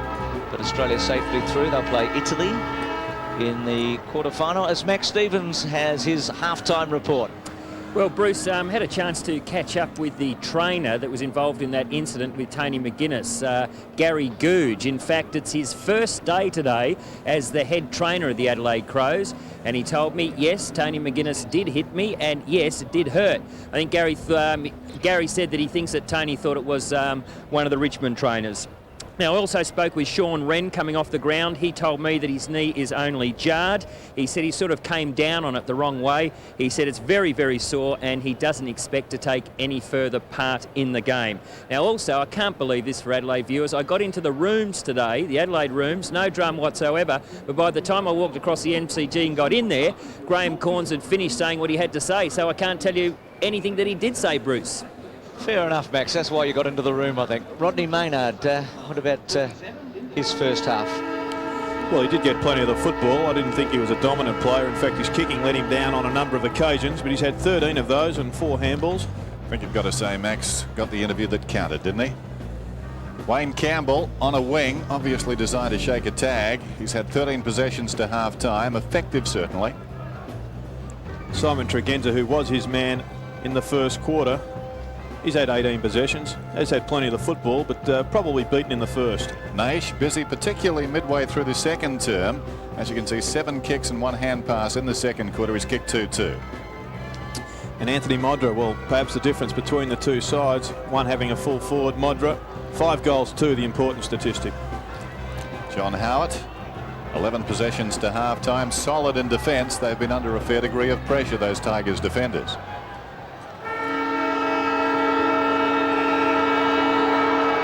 Second half to start. Adelaide by 33 points, 6-7 Richmond, 12-4 Adelaide. Richmond to the left, Crows go to the right. Schaefer got the best of the bounce. Jarman was going to kick it off the ground. McDermott in hard. Maynard there with Bauer.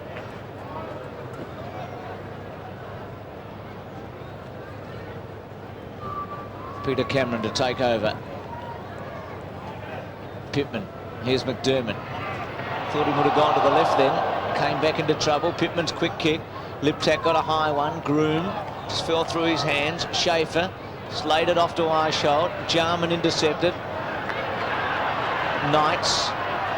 Jarman over the top of him. Tregenza held his ground well. Bowers handball away. Hurried. Lambert round the body. Richmond need a couple of quick goals early. Lee did a good job. Smart. Now free. Just paves it off to Schaefer. Good take by the big man, but couldn't give the handball off. Now Wiedemann tackled by Schaefer. Free goes to ground. Anderson over the top. McGuinness and runs it out. Scrappy play to commence the second half. I think Tony's emotionally affected by that incident in the first half, Dennis. Well, I'm not sure how it would affect you. It hasn't been done before, I don't think. Pittman gave it to McDermott at close quarters. He was in dreadful strife there, and there's going to be a ball up on the outer side. Up comes Bauer with the ball. So bounce down towards right half forward for Richmond. First goal pretty important here. If Richmond can get it, then suddenly you get the feeling perhaps their momentum could start to roll. If not, they've got some problems. This is Knights. Well done. Earned the free kick, but plays on. He boots it down inside the attacking 50. Lee, the big jump from behind, finds the ball on the ground, tries to knock it out. Still on his knees, Lee. Well done by Knights. Threw a hand in there to tie it up. And there's going to be a ball up. Well, the crowd wanting holding the ball, but in fairness to the umpire, nobody was holding Lee. Peter Cameron, Andrew Coates, the men in charge. Tony Free round the body to the goal square. Ben Hart, he's had a passive role today, hasn't been in a lot of the action. Tregenza to Lee.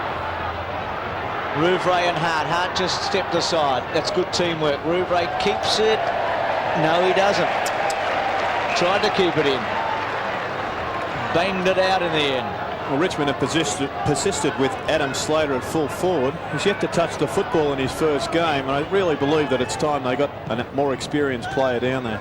Scott to centre half forward. Slater was in the front spot. Lee, little one, McQueen stopped it, caught. Good tackle, McDermott. Needed a strong body to hold McQueen up illegally, and he did it. Scott Lee on the bottom.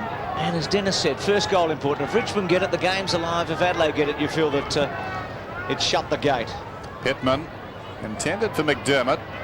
McGuinness breaks away, kicks it into Tregenza. Now Tregenza's got problems. Dragged down. This is Bauer towards the kickoff line. Rouvray takes the mark and plays on immediately. Storms up the ground and boots towards midfield, but a poor kick. That's 2 in a row now from Rouvray. Eichhold has claimed it alongside the centre circle. 12-4-6-7. Eichhold deep into attack. Nobody at home for the Tigers. Uncontested. Pittman releases Smart, who runs up the ground. Maynard props, kicks towards centre half forward. Fisting away was Groom. Jarman mishandled. Liptak across to Groom from 50 metres out. Long kick. They contest in the goal square. Howard was held. Free kick was paid, but he plays on. He was allowed that advantage. Howard pinpoints the ball. Bauer, a little indecisive. Not much happening down the ground. He used the ball pretty well in the circumstances. This is Scott, centering kick, intended for Bullis. Awkward half volley. Maynard on his knees. Jarman on the assist then. Quick hands. Got it away to Anderson. Towards half forward. Spilt by Young. Recovered pretty well. Goes looking for Turner. Taken high. Bounces off Young. Shrugs the tackle of Brown. And finds Scott. To Bauer. Loose man Campbell. Oh, not good. Tregenza held it up a bit. Campbell's handball, excellent. Maxfield could kick this. He's a thumping kick, goes for it, doesn't quite get it. Crows have the numbers. Wiedemann has Lee. Decides to go long and wide. Schaefer and Brown. Brown's a long way back. He's impressive, Schaefer. To centre half forward. McQueen the target. No free kick. McGuinness's hands were quick. Lee, McDermott, Anderson gets around Knights. Just sets it up for Groom, takes a nice mark. Now Modra goes now, and he'll get him. It's a good kick. Howard's been the match for Modra when he's had a fair chance, but Modra very quick there, and Groom. Well, pace doesn't have to become a factor here. The player leading has the advantage because he knows where he's going and when to go. And there was not much chance for Howard on that occasion. As long as it kicks out in front, the backman has very little opportunity. It's kick 5, Modra. Drop punt. Kick 6 and a body blow for the Tigers. It's a big break now. 6 to Modra, 13 to Adelaide, and it's 82-43. Well, it was an Adelaide goal, but I'd like to see some restructuring of the Richmond forward line. Perhaps Slater to interchange with Schaefer. This game's just slipping away, and the Tigers are not looking a hell of a lot different to last year at this stage.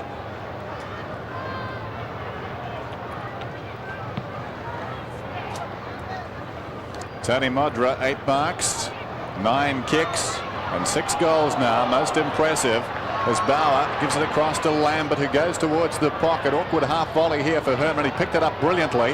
Across it comes towards Knights. He put it on the ground, claiming the free kick was Jarman, not forthcoming. A hand pass from Scott. Herman another chance.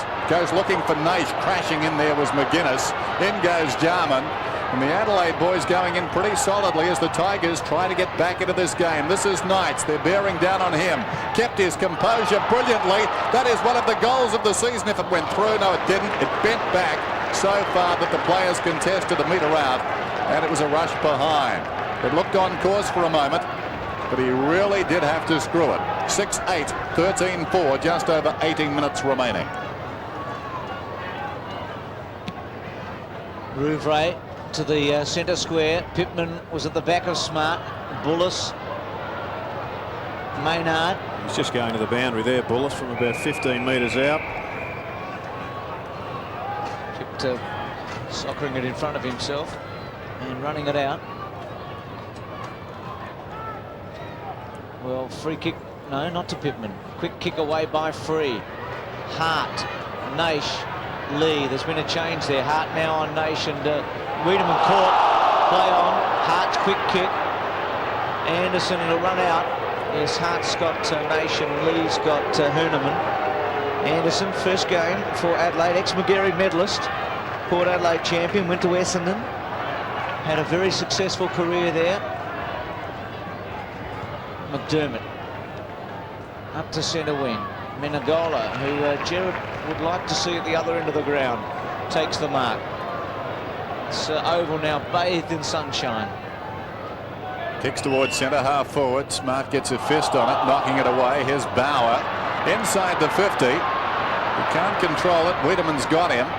Free, tunnelled in. Lambert over the top. This is Campbell from 45 metres out. And he sneaks it through for a behind.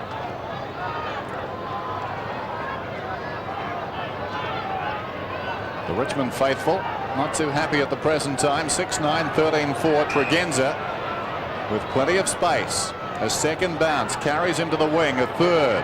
Bickley escorting him. About 4 bounces from Bickley, and then Modra. Well, that is great football. And Howard trying to rough Modra up there. Taking it to the brink of 50. Showed good judgment. Here we see a good shot of the replay itself. Once again, Howard not using any arm to impede his opponent. It's too late on the scene. He's got to restrict those leads at the start, not trying to cut them off at the finish. That's by the same sire as a headlock. There goes Modra, and he's missed to the right-hand side. So his tally remains at 6 goals. Lively forward so far today. 13-5, 6-9. John Northey looking for the magic of the Foster's Cup campaign. So far it hasn't been there. As the ball is kicked in by Turner to the outer side, it falls forward. Groom has an opportunity. Sizes up the options. Should have given the handball off immediately. Then hurries the left foot. Liptak in the front spot. Eichhold at the back. Plays it to the boundary line and out. Simon Eichhold has played with John Northey now for a number of years, along with John Howard, who's hasn't had so much experience. Come across from Melbourne. Schaefer. Menegola forces it away from Rowan Anderson. Pachura warming up in the sideline. Groom to do the ruck work with Schaefer. Groom did get his hand on it. Anderson's quick high kick. Liptak with a chance. Courage and good mark. It's a long time coming. Goal kicking forward. Come Rover, 45 goals in 34 matches prior to today, so he averages about 1.3, and he's kicked 2 so far today. Leans back, drop, punt, good looking kick. He's got it. 3 to Liptak. So Adelaide stretching it now, and 14-5 to 6-9. A win in Melbourne for Adelaide important. It's going to add up, and if they get a win in percentage, then it's a bonus. You'd think they'd have to win 4 or 5 games in Melbourne if they are to take part in this year's final series. I think we can safely say they'll get one here.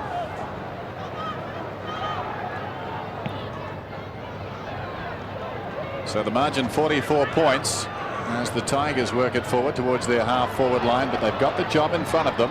Campbell goes looking for Lambert. It pitches just inside the boundary line, goes over the head of Slater, and goes out of bounds just inside the attacking 50.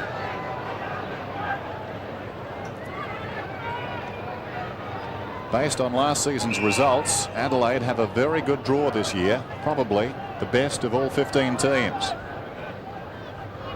Over the top, Bullis got it down. Young's hand pass comes back to Naish.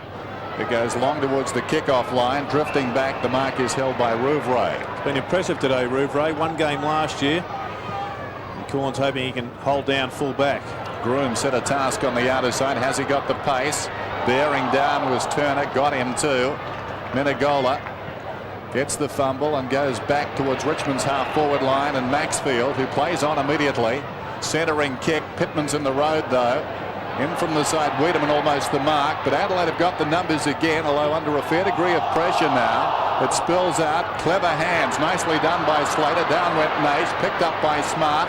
At close quarters, Bickley to Wiedemann. Wiedemann still under the pump in there. Lee tries to rake it in.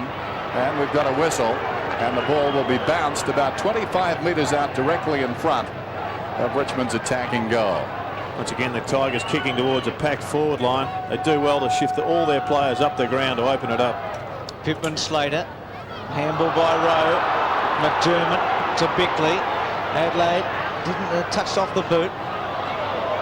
Knights and Jarman. Jarman back. Bickley. Good tackle. Jarman. Good pressure by Richmond because the prime movers were involved there for Adelaide and they couldn't get it away effectively.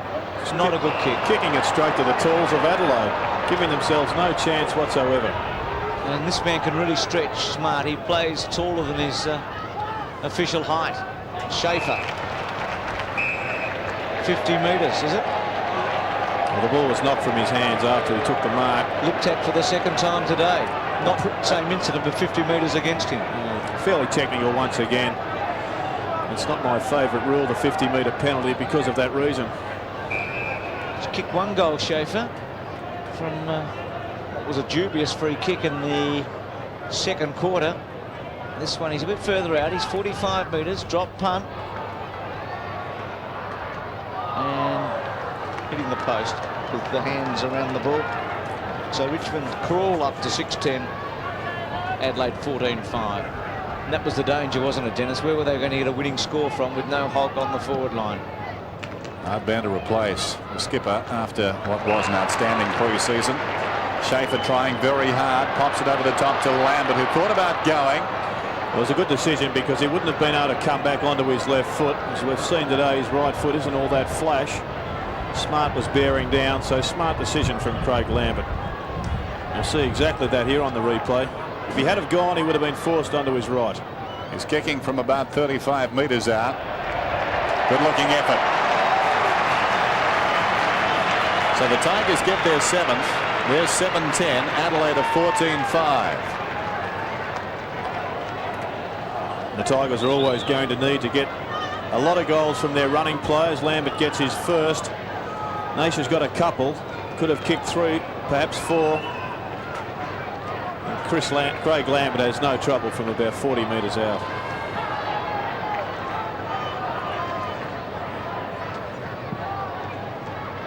Lambert's first goal, 7-10, 14-5, as Adelaide go to half forward. Maynard. Rowe turns around Menegola, back to Tregenza, who had got rid of it before he actually received it. Maynard. Bickley's centering kick, was hoping for Groom, but Knight's got in the road. Unlucky not to get a free kick. Anderson on his right foot kicks a goal. Knight stiff there. Anderson's first. His first for the Crows. And they're up to 15-5 to 7-10. A good goal from Anderson coming down from the wing. Rove the punch. I didn't think there was a free kick. Let's have a better look. Groom puts Knights out of business. You could argue a case each way. But an excellent kick on the right foot, and well done Modra to shepherd it through.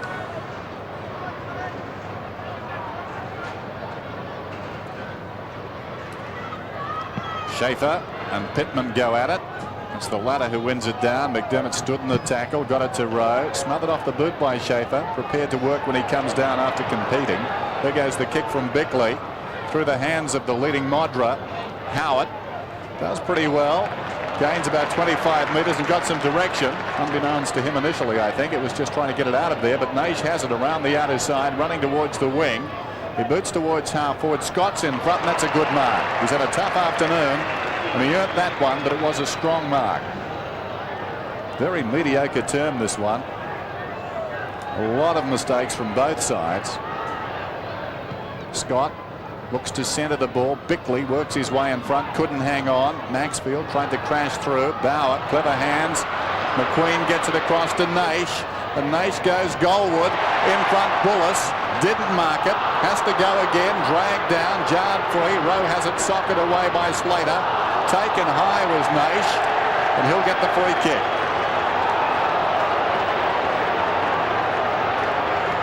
Well, he certainly lifted his work rate, Naish, since quarter time. He's been given more of an on-ball role, getting up towards the wing. I think he may have just copped a knee here. No, it was certainly an arm. Well called there from Dennis. Just an errant hand going through there. Certainly took the dive and made sure the umpire saw it. Has the opportunity to go. 25 metres out. Chris Nash steers it through. The Tigers get their 8th. 8-10. Adelaide 15-5. A bit of tempo in the game that time. Good to see.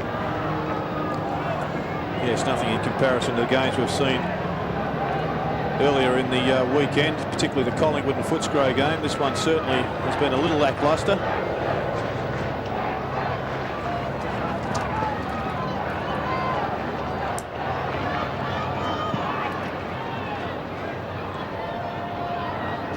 Eight, 10, 15-5. Nash with 3 goals. 3 threes kick Richmond forward again. Smart, Jarman and Bullis. Could have had a pretty big afternoon, Bruce, when you consider the ones he's missed, particularly one from about 3 yards out. Yeah, probably should have had 5, Gerard. Maybe 6. Campbell's quick one. Slater. Lee. Campbell. Maynard. McGuinness. No free kick against Tregenza there. McGuinness a long ball, but Turner back, playing at centre half back. It's been used in that position in centre half forward. Awful, wasn't it? To Anderson. Anderson couldn't believe his luck. Standing there, the ball fell in his hands. Now Modra. Made a long lead from the other side. Well, Modra really, I think, is showing the Tigers what can be done with a mobile forward. They persist with Slater there, whose stats are 2 handballs. 6 goals to Modra. Leans back and misses. He's kicked that out on the full. He's kicked 6-3, missing that. Dennis, have you seen anything here that has made you happier with your prediction of a grand final berth for the Crows? Well, they've still got a way to go, I think, but at least there's purpose on the forward line, and some of their prime movers are in good touch. And there's a man who I think will give them plenty as the season goes on. Anderson, almost the mark. He crashed the turf. He's slow to get up. He's cramped up, in effect, as Rowe had his kick charged down after he got the hand pass from Jarman. I think one area they could improve is if they get a lift from Jamison. He's a talented player that had an ordinary year last year. Needs to get onto the ground. Bullis at close quarters to Menegola, who hooks it down towards the centre wing. Knocked back cleverly by Maynard. McDermott, who's knocked up getting possessions. That's his 21st. Back towards the 50-metre line. Away comes Turner. Turner kicks it across the ground. He's been resolute since going to centre half back. Bauer in trouble. Bauer needs support and has it. Back to Turner, who's run on. It wasn't made easy for him. On the half volley, he did brilliantly. To Campbell. Eichhold, 65 metres from goal. Good looking kick. And the mark is held by Nash. It could be 50. It is. Pushed him in the back after he'd taken the mark. Not a lot to it, but umpire Cameron having no hesitation, so Nash comes up directly in front between the goalposts. And Scott Lee would be thinking, what am I supposed to do? The bloke was still in the air. So just supposed to run up on the mark and put his hands in the air. Adelaide have a very bad habit of letting sides back into the game. Nash kicks another one.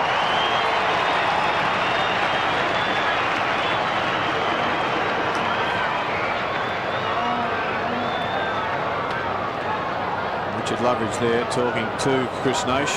Good tap on there after a poor handball. And this is a brilliant kick here from Simon Eichhold. A workhorse who shows he's got a bit of skill also. Forward to Nash. Probably the best passage of play the Tigers have shown for a long time. 9-10-15-5. Some urgency surrounding the game suddenly. Pittman wins the tap. Will Adelaide respond? Jamison's on the field. McDermott. High one. Liptak after it. Had it ripped away from him. McGuinness. Jarman. Pressure from 2 Richmond players. Brown's handball okay. Groom measures it. Jarman. Back inside. Jamison's got his clever Jarman. Goal. He's got a touch of genius about him. 16, 5, 9, 10. He just delayed and weighed up the options. He had Liptak in front. Once again, Groom just delaying there. And a brilliant handball sets up Jamieson inside for an easy goal. So they did respond for you, Bruce. Well, not for me so much, but they responded for themselves. Thought you called for it. Jamison's first goal. Well, you call for him on the ground and he's there. 101 to 64. There's the time remaining in the third term. Pittman, who's done pretty well. Bullis intercepting. Jamieson again knocked it away. Eichhold straight to Smart, taken by Jamieson once more in the thick of it. Half smothered off the boot. He gained about 20 metres. This is Young across the ground. Awkward for Campbell. Now he'll need to go. Two speedsters, Tregenza and Campbell. Campbell, bad luck for him. He seemed to want it most, but paid the price. He overcommitted. As a result, Tregenza got it back to Pittman, who goes looking for Rowe. Courage. Well, he dropped it. Picked up by Liptak, who misses. Well, Rowe did sneak a peek, I think, right at the end. I was impressed with the kick from Pittman, though. He weighted it perfectly, and he would have been disappointed that it didn't convert. Minagola to Howard. Centre wing. That is a shocking kick. Slater there. Tregenza. Maynard. Knights. Good play, Knights. Yes, he persisted. He was involved in the first passage. To Lambert. Bang. Not taken by Herneman. Or Scott, I should say. Handball up to Maxfield. Goes for it and misses. Nice quick hands. Well, there was an opportunity of another handball onto Bauer. Would have put him under pressure, but with the left footer being forced to the boundary line, it may have been the best option. I think we have a new full forward for Richmond, with Scott appearing to be down there. Lee to McDermott. Liptak and Eichhold. Minagola. Smart up the ground. Adelaide with the numbers. Didn't get it away cleanly. Eichhold to hold it up. Slater caught by Smart. Ball up. 19-year-old Adam Slater in his first match. Nothing much to remember for the moment, except the occasion. McDermott. Well played, McGuinness. Just gave free a hip and shoulder and he was unable to get a kick away. Rowe, centering kick. Modra. Lovely take. Well played. Very good effort by Modra. Class. Well, not only can he take a mark on the run, he's kicked 7 goals, and not many full forwards that rely on marking can do that. That was a Dunstall performance, wasn't it? A great goal. And I think one of the questions that needs to be answered by the Crows this year is who is going to be their full forward. Obviously, you can throw it around a bit, but this player has kicked a bag full of goals on a number of occasions. And today he certainly put his hand up and said to the coach, well, I'm prepared to take it if you give me the opportunity. Crows lead by 43 points. Pittman and Schaefer knocked on by Free, taken by Wiedemann against the flow. Boots it down towards centre half forward. Groom in front. Turner over the top. Unkind bounce for Patura. Slapped out of there by Brown. In fact, he threw it. Slater now at centre half forward. I think the move has been well overdue. Alistair Scott at full forward for the Tigers. Eichhold from centre half back. Goes for distance towards half forward. McQueen, the big leap. Fisted away by Hart. Over the ball was McDermott, but a Crow was held without it out there. It's coming back to Jamieson. Jamieson towards half forward. Groom works his way in front. Knocked away though by Turner with Dash Brown, but left the ball behind. Bullis dives in there. Immediately he's grabbed. And a bounce about 40 metres out from the Crows' attacking goal. 108 to 65. Peter Cameron unhappy with Matthew Liptak and giving a free kick. Well, another free kick to the Tigers makes it 27 to 11. So they're getting plenty of go from the umpires. Bullis. Saw Anderson a moment ago on the sidelines. A big fly by Pittman. Tap forward by Herneman. McGuinness. Free. Now Maynard. Back to McGuinness. Clever. Jamieson. It's hard to imagine that he's not in the best dozen players at the Crows in the squad, but he can't make the team for the moment, or the 18. It's bewildering. Handball by Liptak. Jamison in again. Here's Brown. Quick kick away. Groom onto it. He's had a better quarter. Now Modra goes, and Groom goes for him, and Rowe gets into the position in front of Modra and takes the mark. Well, he did have two options. I think he may have actually been going for Rowe. Bruce on that occasion. Rowe was coming across at a tangent. He did block off Modra, who would have got it anyhow. You see him stationary there, but only because the kick was a little behind him. He's kicked one goal, Rowe. Hits the post. Hook at the end. Must have looked good off the boot to him. Adelaide up to 17. 7 to 9-11. Just under 2 minutes till three-quarter time. Just a little push from free, getting Groom out of the contest. Takes the mark at half-back and sends play towards the middle. Pittman has grown in stature since Wren went off the ground. Couldn't hang on that time. Jarman feeds McGuinness, who boots back towards Modra. He was almost bumped out of that one. Taken by Rowe. Opportunity for Groom with his back to goal. Feeds Rowe.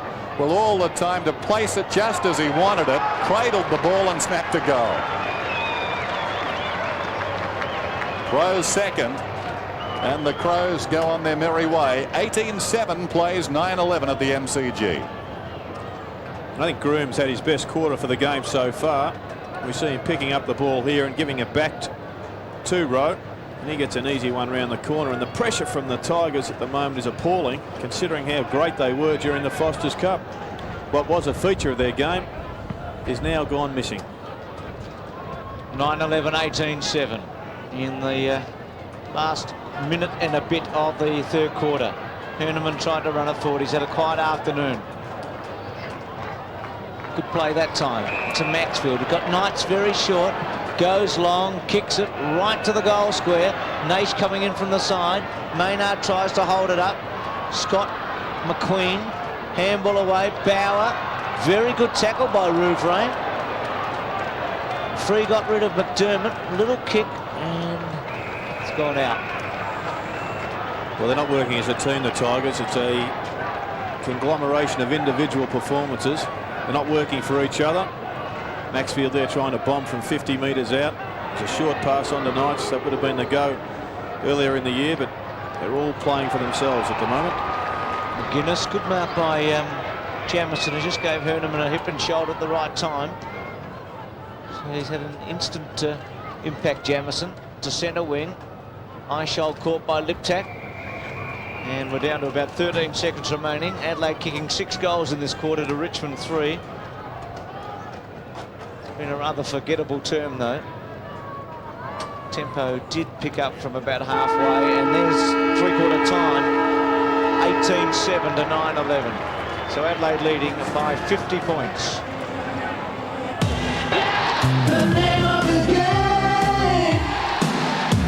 The name of the game is Australia.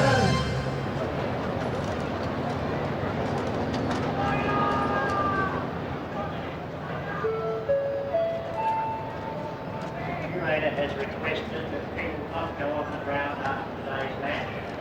There's a lot of new grass just coming through, planted after the cricket season. So please, go beyond the arena after today's match. Thank you.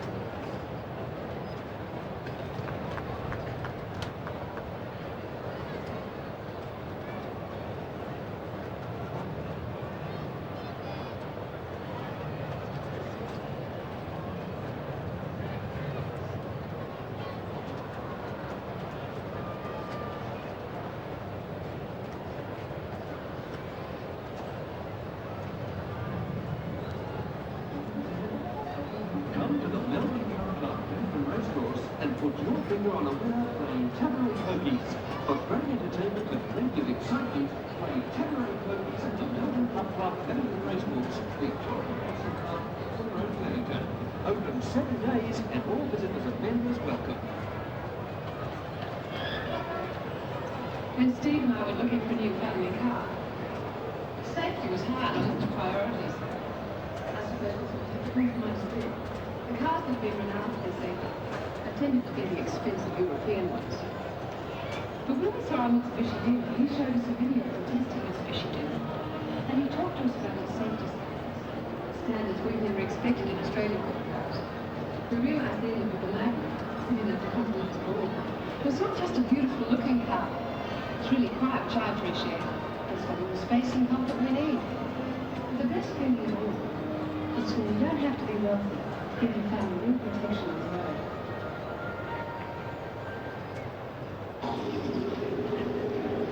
Some likely to see rules that crisp, clean don't start to happen once. What's so special about Foster Special?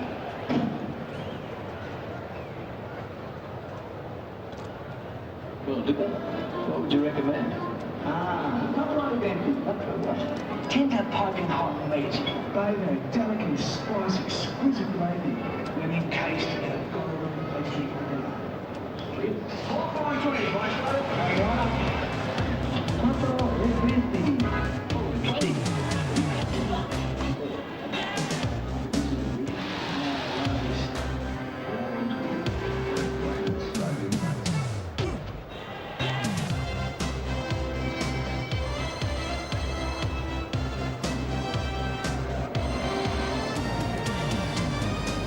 Been a consistent goal-scoring performance by Adelaide. 8, 4 and 6 in the 3 quarters to date, and it's 18-7, 115 to 9, 11, 65 at 3-quarter time. Today's game is part of the Carlton and United Breweries 1993 AFL Premiership season.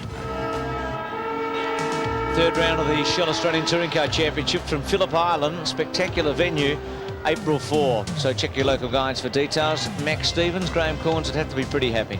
Well, of course he is happy, Bruce. I know Jared touched on this before, but I just wonder if Scott Hodges is back in Adelaide watching this game. He was forced out on Thursday night due to a thigh injury. Now, Tony Modra, Scott Hodges, who will they play at full forward?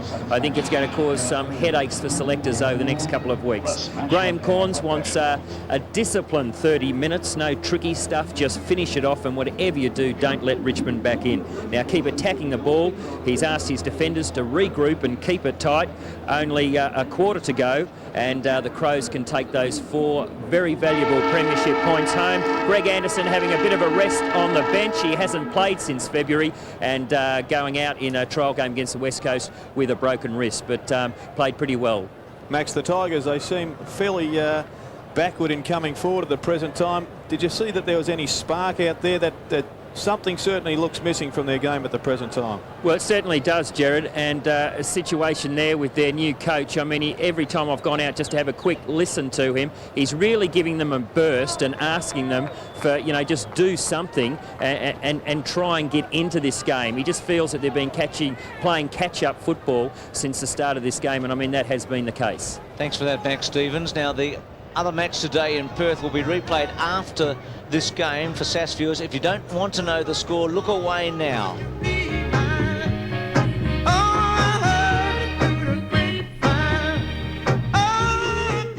In the Davis Cup, Dave Wheaton beat Wally Masseur in the 5th but ineffectual rubber. Australia 4 rubbers to 1 over the United States.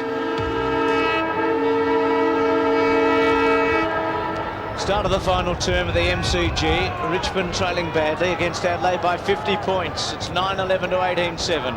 Modra with 7 goals has been the big goal kicker. Liptak out of the centre. Missed though by Jamison. He came on for Anderson in the 3rd quarter.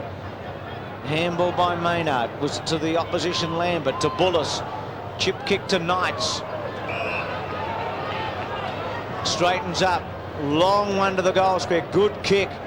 And Scott unable to take it. McQueen lurking at the back, beats them both out of play. Young Mark Batura, a player that's been in the back line, has been pushed up forward for the Tigers. Pittman doing the ruck work, has a big height advantage. The kick by McGuinness went straight into Pittman. Scott caught by Hart. Oh, can't believe it. Gee. That was a good tackle. He went to kick it, and the tackle made him miss the football. He's finished with the football. There it is. He simply dropped the ball. Ben Hart already had hold of him and tried to let go. Well, Adelaide hasn't had a great run, and Scott goals. Saw the Schaefer free kick in a similar spot in the second quarter, which was bewildering, and that one just as much. I mean, you can be a bit picky on it, but Pittman does get the tap out, then a fortuitous rebound, or an unfortuitous rebound. Look at Tony McGuinness. He's kicked the ball into two of his men today and hit a trainer from Adelaide. Which will become an epic if Dennis has anything more to do with it. 18-7 to 10-11. The early going in the final term. Schaefer pushed out of it. McDermott has been so busy, battles after the ball, held it a long time and is penalised accordingly. So free with the free. And the Tigers showing a little more urgency. Off hands. Slapped out of there eventually by Smart. Pittman to the run of Wiedemann. McDermott again. He's been everywhere this afternoon. 25 possessions. This is Jamison. Long high kick down towards the pocket. Modra on his chest. Deceivingly strong is Tony Modra. He's not a tall man, but body to body he takes some shifting. He's totally different temperament to Djakovic, but he's about the same height, not as heavy, but body to body they're both very effective, aren't they? He's certainly not as heavy. He's having a great day this afternoon. Modra kicks and gets another one. 8 goals to Tony Modra. Well, the way that Djakovic was playing at the present time, I'm sure Modra wouldn't be happy with the comparison, Bruce, but here we see McDermott. Now, he has had a lot of the football, but you have to judge that in the light of Craig Lambert's game, and he's also had 27. Both of them are playing apart from each other. So, in fact, it's probably a draw. He has been very effective, though. Anthony Modra equaling Scott Hodges' performance against Richmond last year when he kicked 8 goals at this ground. Kick towards centre half forward. Handball away by Turner. Barry Young. He started all right, but haven't seen much of him since quarter time. Campbell was another man who was very good early. Gave Tregenza the run around in the first 20 minutes. And has quietened right down. He's had 14 and 7, but they've been forgettable, some of those, whereas early they were quite memorable, these touches. Things were happening.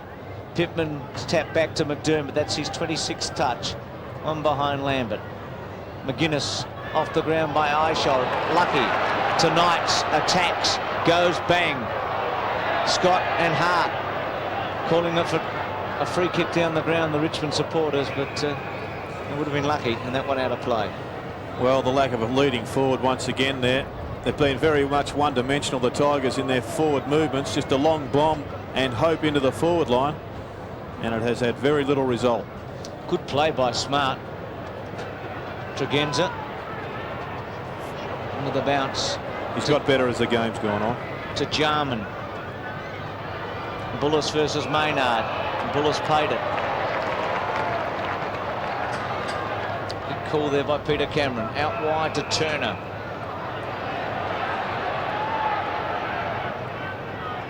Not a good kick. Smart attacks it. Jamison. Good hands. McDermott to Smart. Lovely play.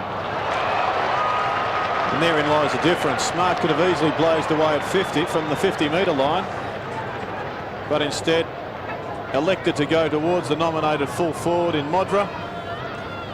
And now he'll have a much more high percentage shot at goal and will probably convert from about 25 metres.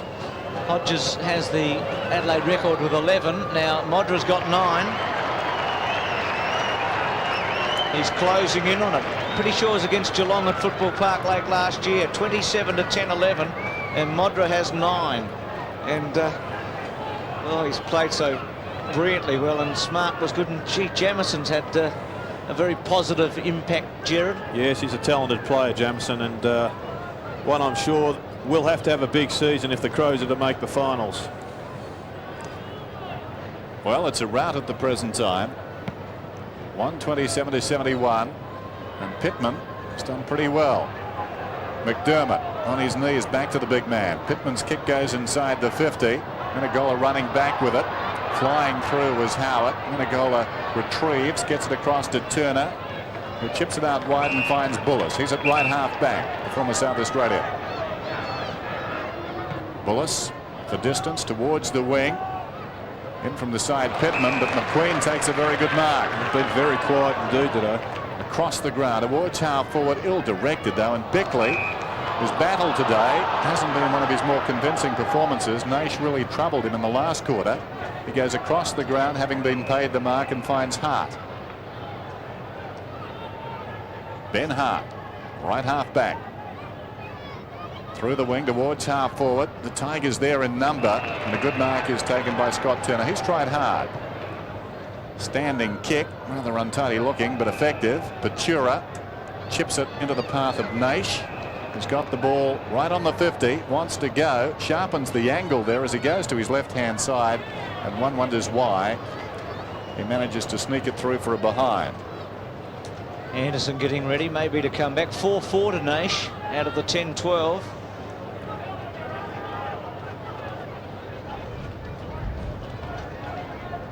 Lee, who's missed just one match. This is his 44th game for Adelaide. They've played 45 matches in the AFL.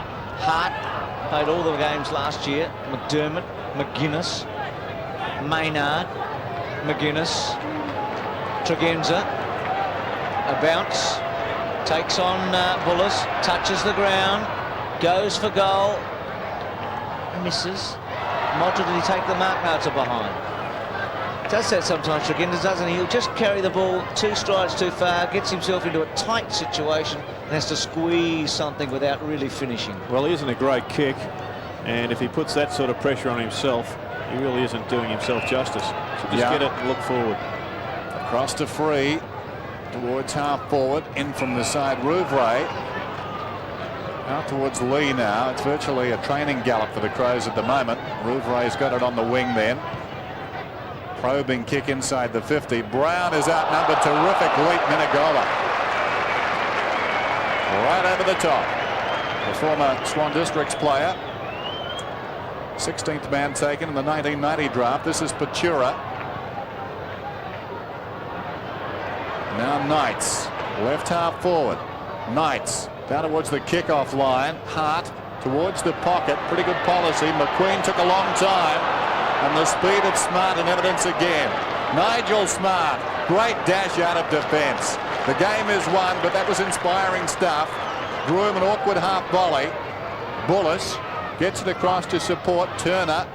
This is Maxfield down towards right half forward. McQueen is on for the short one. That's ignored.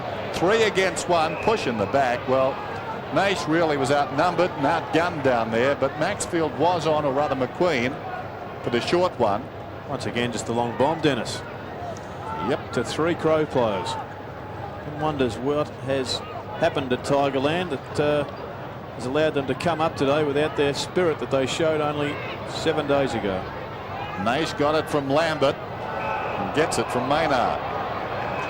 When you think that Jackson's out suspended and Hogg, they were the 2 key forwards who were getting all their goals in the Foster's Cup, and the balance, well, it's not there.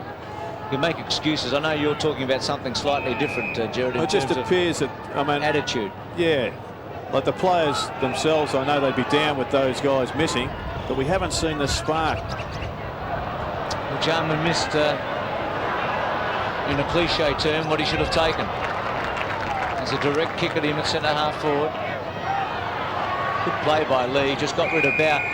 Richmond's performance, particularly against Hawthorn and Fitzroy, was there's a great mark, by the way, by Menegola. Beauty. Their ferocity at the footy was there, but not today. No, that's been the aspect sadly missing. And they're just going to have to regroup. Obviously a bad one. They've had 4 good ones in a row. Well, they've got Brisbane next Friday night, so it's going to be a test. Groom. Adelaide with West Coast. Here's Jamison. Not a great handball. G. Rowe was put under the ham and gets a free kick. I wonder if at any stage the Richmond defender took his eye off the footy. I doubt whether he did, Turner. Still can't take them high though, Bruce, even if you are looking at the football. If you collected him round the head, it's got to be the free. And as you see, an attempt at decapitation. Bit soft, Bruce? Rowe, goal.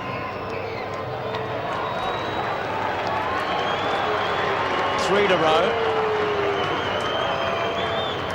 I don't know, I just thought they were both going for the footy. And one bloke happened to get underneath the other fellow.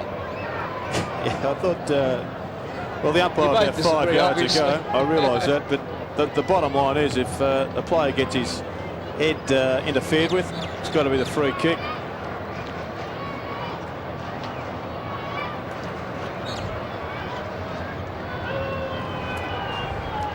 .134-72. I'll come down from the fence, do a little broadcasting. It's taken there by Turner, who boots it out towards the wing. Here's McQueen. Smart closing. McQueen did well. Herneman, nicely done. Chip pass. Too much carry on it though for Patura. Backing up with Scott. Gets it across to Maxfield. Strong tackle applied by Jamison. Forced the error. Tregenza got it to McDermott. And McDermott marshals the troops again as they come with another wave. Lee to the outer side. Liptak has it on the wing. Kicked 21 goals this afternoon. Modra looking for his 10th. He's the target here. Buller's got a hand to it. Forcing his way through was Brown. Left it behind. Maynard over the ball to Anderson. Anderson about 45 metres out. Good looking snap. They'll contest about 10 metres out. Modra the big leap. But the ball untouched. Bounces out of bounds. Anderson had Rowe short. Rowe was pretty disappointed he didn't find him. Different sort of game I think Anderson is finding himself involved in now. At Essendon, the tall key position players get it and kick it. They don't have that luxury here with the Crows, and they do present themselves short more often as the ball spills out of bounds. I guess, Bruce, that's just an adjustment he'll have to make. It's a really good point. He hasn't played a lot of football with this team, wasn't able to train with them until the new year, and then injured and missed a lot of matches. Great player. Will certainly get a feel for what's going on very quickly. Won't he love it when he's playing at Football Park in front of that big crowd that'll be supporting him. Exciting times. 72 to 134. Now Herneman. Centering kick to Bauer. To Lambert. Lots of touches. Bang to the goal square. Nation Hart goal.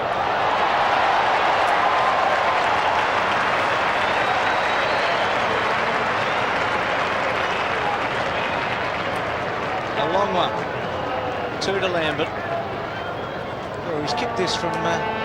measure it out, Jared. You know the MCG pretty well. Well, it's 57 metres from the square line. So give it another 15. You come up with 72. When he kicked it, I was a little bit critical, but got the lucky bounce, put the top spin on it. A goal to Craig Lambert, his second.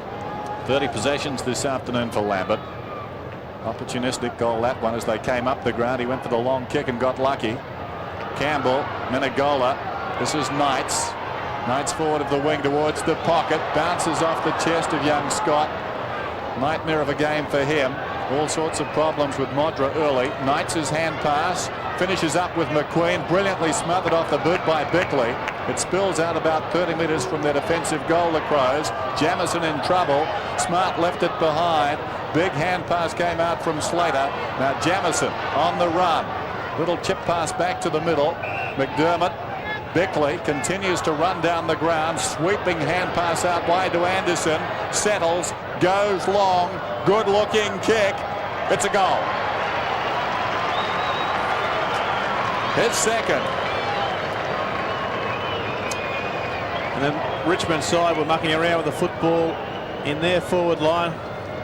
Through came Bickley, who really was responsible for this goal. A succession of handballs. Saw Anderson kick from 50. Now, the important thing there, I thought also, was that Modra didn't even lead. So perhaps they believe that he's going to have the big shot every time.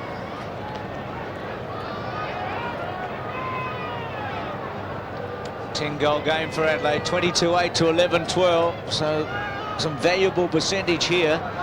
Jamison to full forward. Modra and Howard, body to body. Good contest again. McGuinness over the top gives away a free kick. How do you assess this performance from Adelaide, Gerard? Do you think it's been comprehensive? And it's been a comprehensive victory, but I'm just not quite sure how strong the opposition is. I don't think really any questions have been answered. Sure, the Crows are going to be a very competitive outfit. A spot in the finals awaits them, but as yet I'm unconvinced. 18,473 here today. Smart, Bickley, Rouvray trying to take the opponent on, and had the strength to get it to Lee, who chips it to Jamison.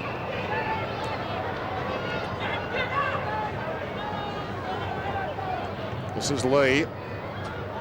Modra in front. Put his hands to it.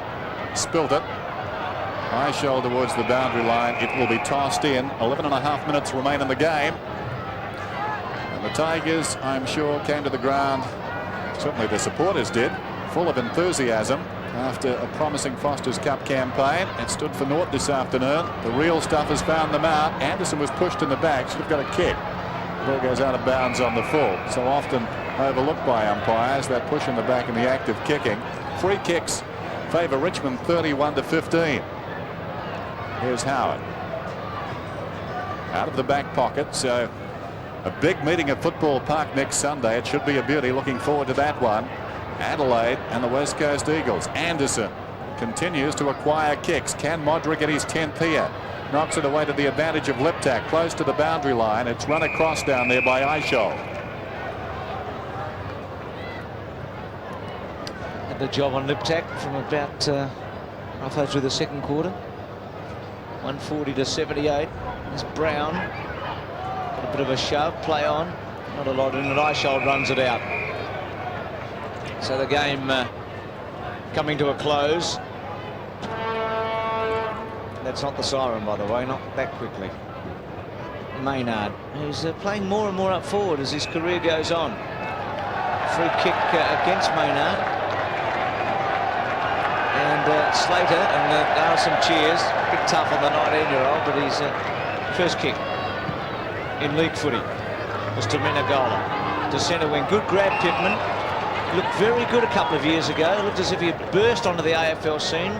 Wren has superseded him, but he just might be on the roll. Kicked by Pittman back to where Barry Young takes it. The handball to Naish. He's kicked 4 goals for today. Been Richmond's liveliest forward.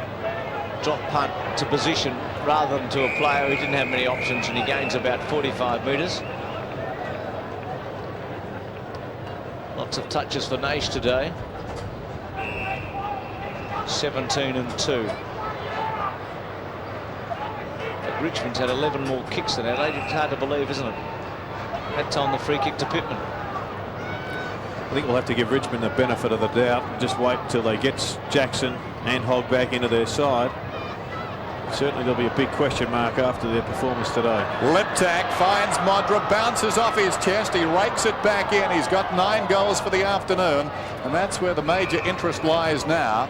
There'll be a ball up about 40 metres out from the Crows' attacking goal. Well, he's taken some very good marks on the lead today, Tony Modra. That time, had it, lost it. He's on top of the goal kicking list, one in front of Longmire, who got 8 yesterday on this ground. Great start for the young man. McGuinness on his knees. Rowe against the flow, going nowhere. And another whistle. So 22-8 to 11-12 inside the last 9 minutes of the contest. He's had an interesting day, McGuinness. One of their best with over 10 possessions in the first quarter, around the 10. And since a little incident with one of their trainers, he's backed right off, now only 15-5.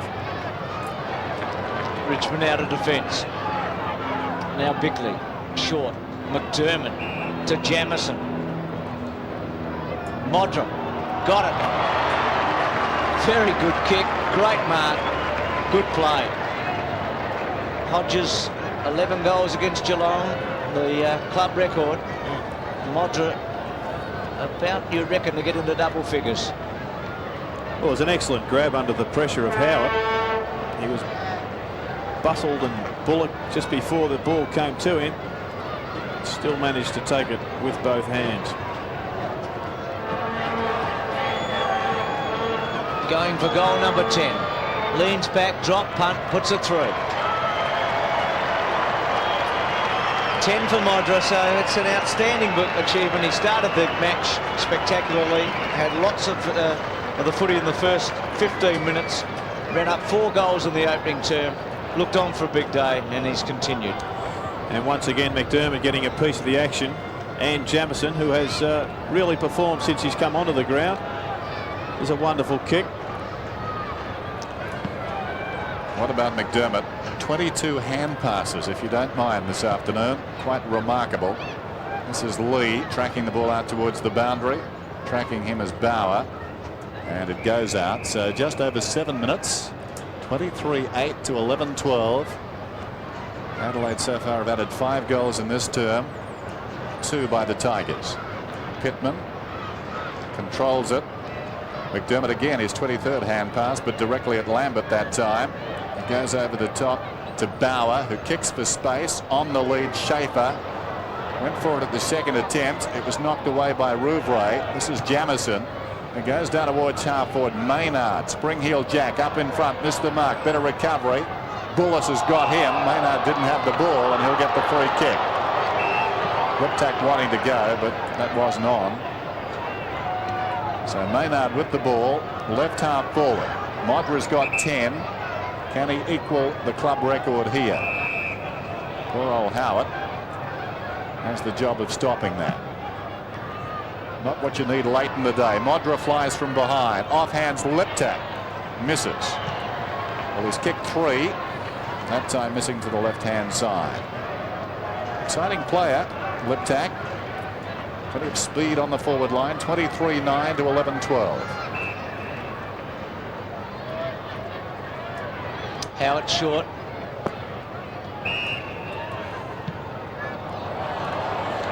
And that's not good, is it? Straight out on the full by Barry Young. Somebody blow the siren and put us all out of this misery, because really the game has just degenerated into a walk, a farce as far as Richmond are concerned. The Crows have had a better work out of training, I'm sure, on Thursday night. Modra's kick out of play. Jamison's had how many? 12 and 4. It's not bad, is it?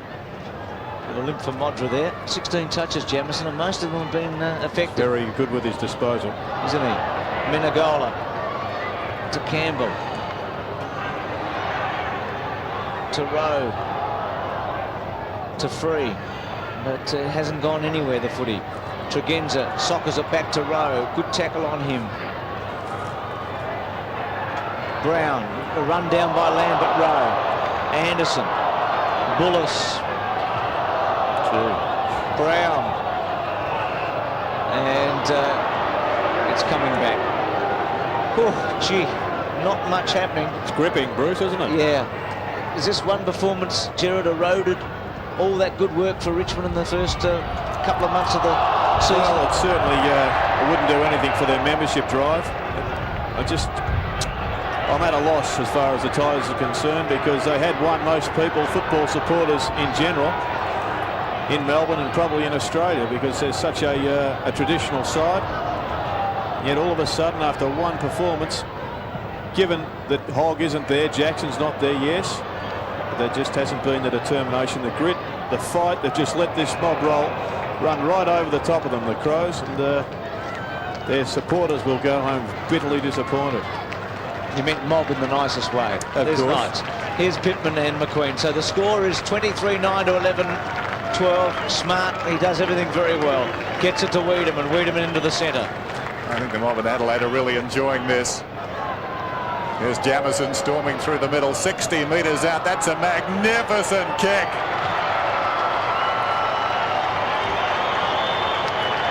Rod Jamieson, we've sung his praises this afternoon since coming onto the ground. Boots the 24th. And Adelaide 24-9 now. to 11-12. And how simple was this? Started from Smart, onto Wiedemann, lip tack once again. And how far does this one go, Bruce? Right from the 57-metre mark. And it goes through post tie, about 60-metre drop punt. 24-9, 11-12. Well, maybe a negative for Adelaide today is Wren's injury. Hopefully he'll get over that quickly, particularly with West Coast. But surely the positive has been Jamison, who might have resurrected his career here today. Here's Rowe. Bang. Is it another? Yes. Oh, dear. 4 to Rowe.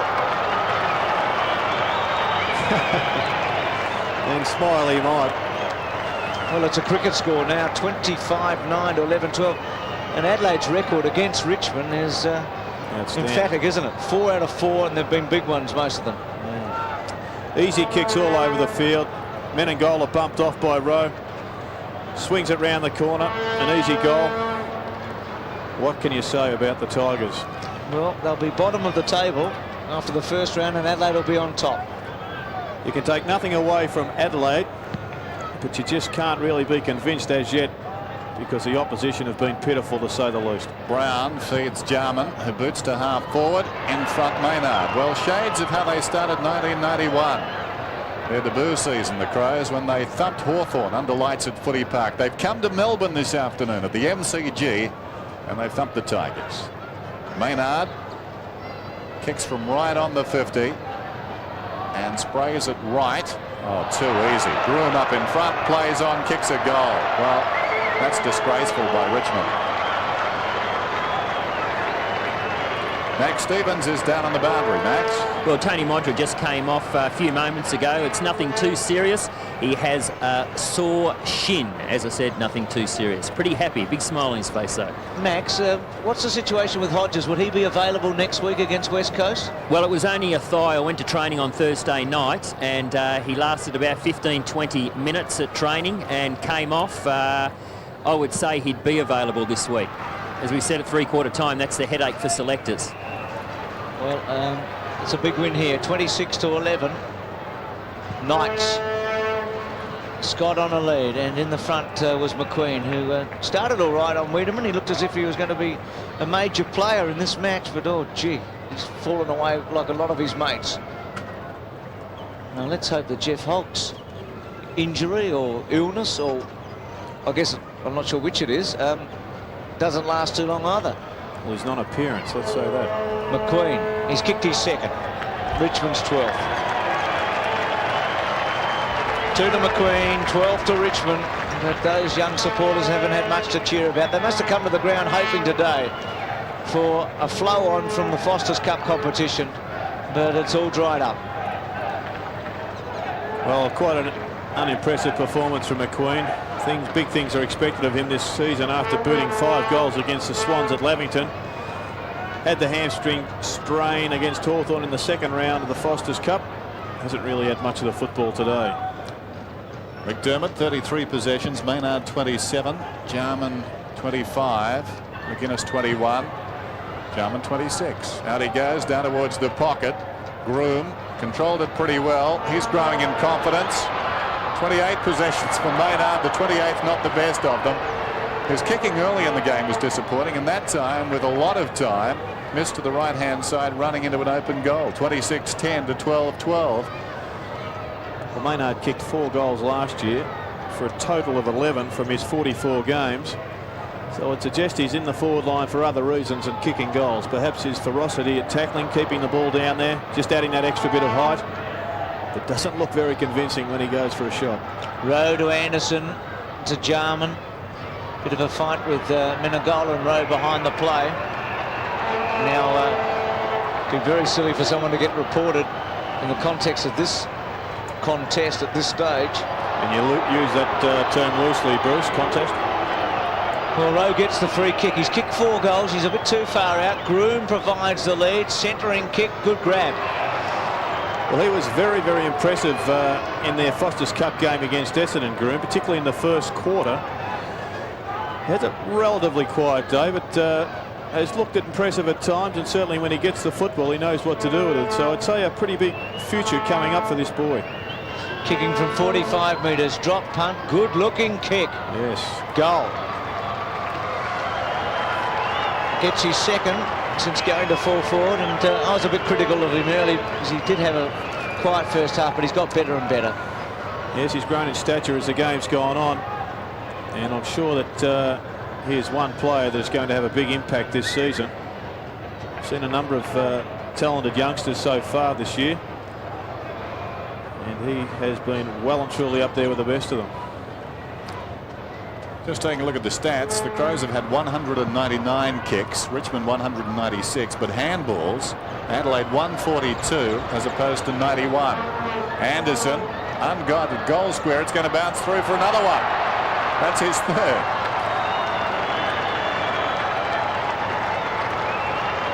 Well, if I was a full forward playing for Adelaide, there is no way I'd be leading if Anderson got the football, because he only has eyes for the goalpost from anywhere from about 60, 70 metres out.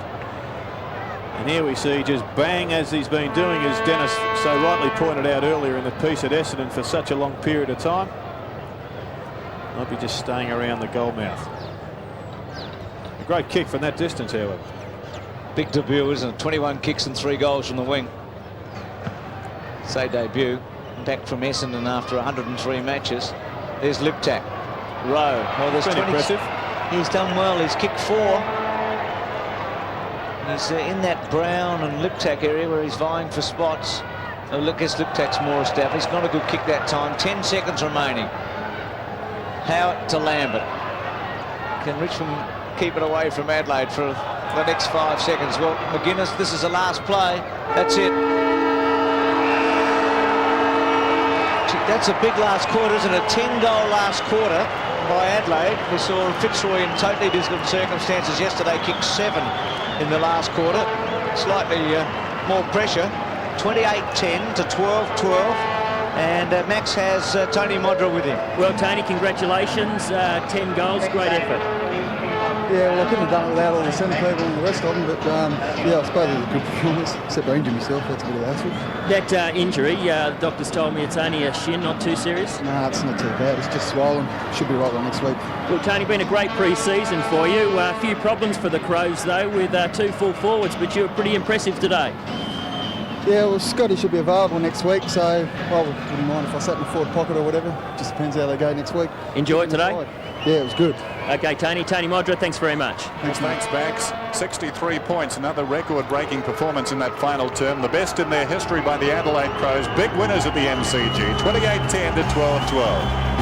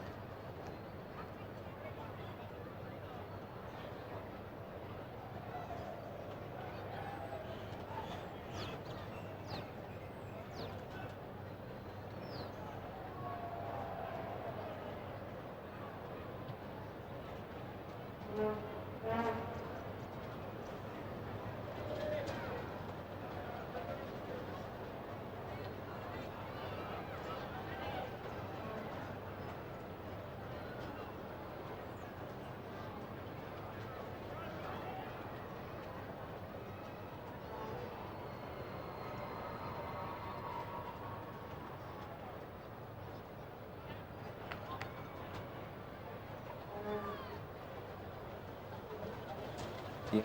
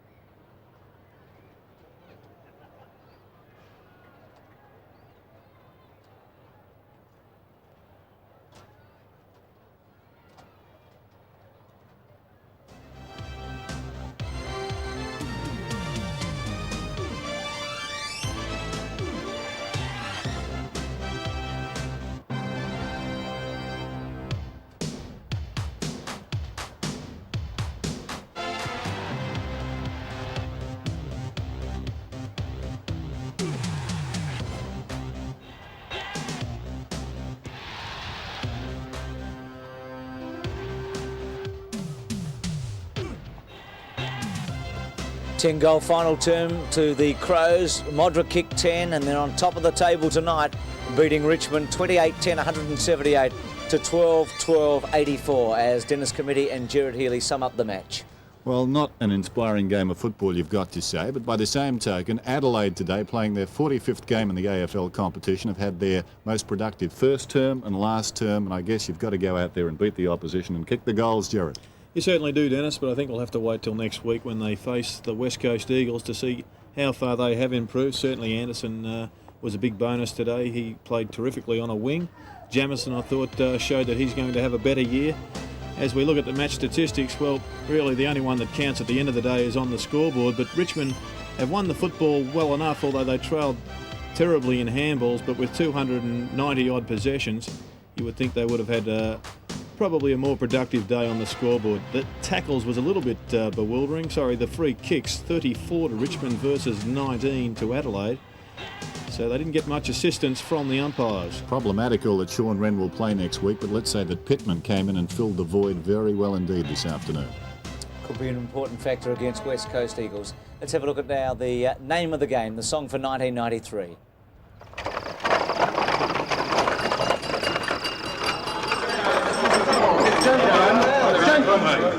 Gentlemen, please. 135 football seasons ago, 4 sportsmen decided to change the name of the game. So, you've got the posts. Between the posts, the goal. Why can't we use our hands to mark the ball? What about these posts? Stick up 2 sticks in the goal. Put the emphasis on kicking. It's the name of the game. Why outside? Why can't we pass forward? The name of the game. Keeps the game flowing. What do we call it? The name of the game. But will anybody bother turning up? The name of the game is Australia. Australian football, the name of the game. We won't be telling you the latest score from Western Australia between West Coast and Essendon, because a replay coming up very shortly for SAS. But let's look ahead to next week's round of matches. They look to be very good. Richmond, Brisbane, we just say that's even money. Collingwood, Geelong, they'll be locking the gates on Friday afternoon for that one at Victoria Park. What a beauty. Essendon, Carlton, big MCG game. St Kilda, North Melbourne, important. Melbourne, Footscray. Sydney against Hawthorn. Adelaide, West Coast, arguably with Collingwood and Geelong, the big match of the round. And Fitzroy with the bye. We take a break from the MCG. Back with more after this.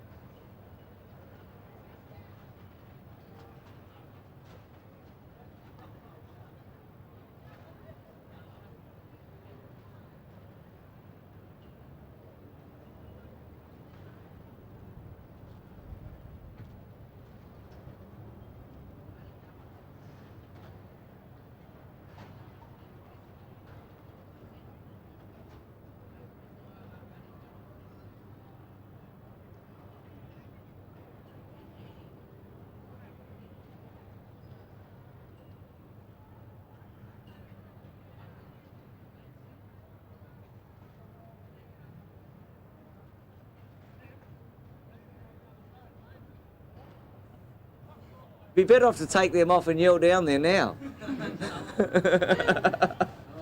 Yeah.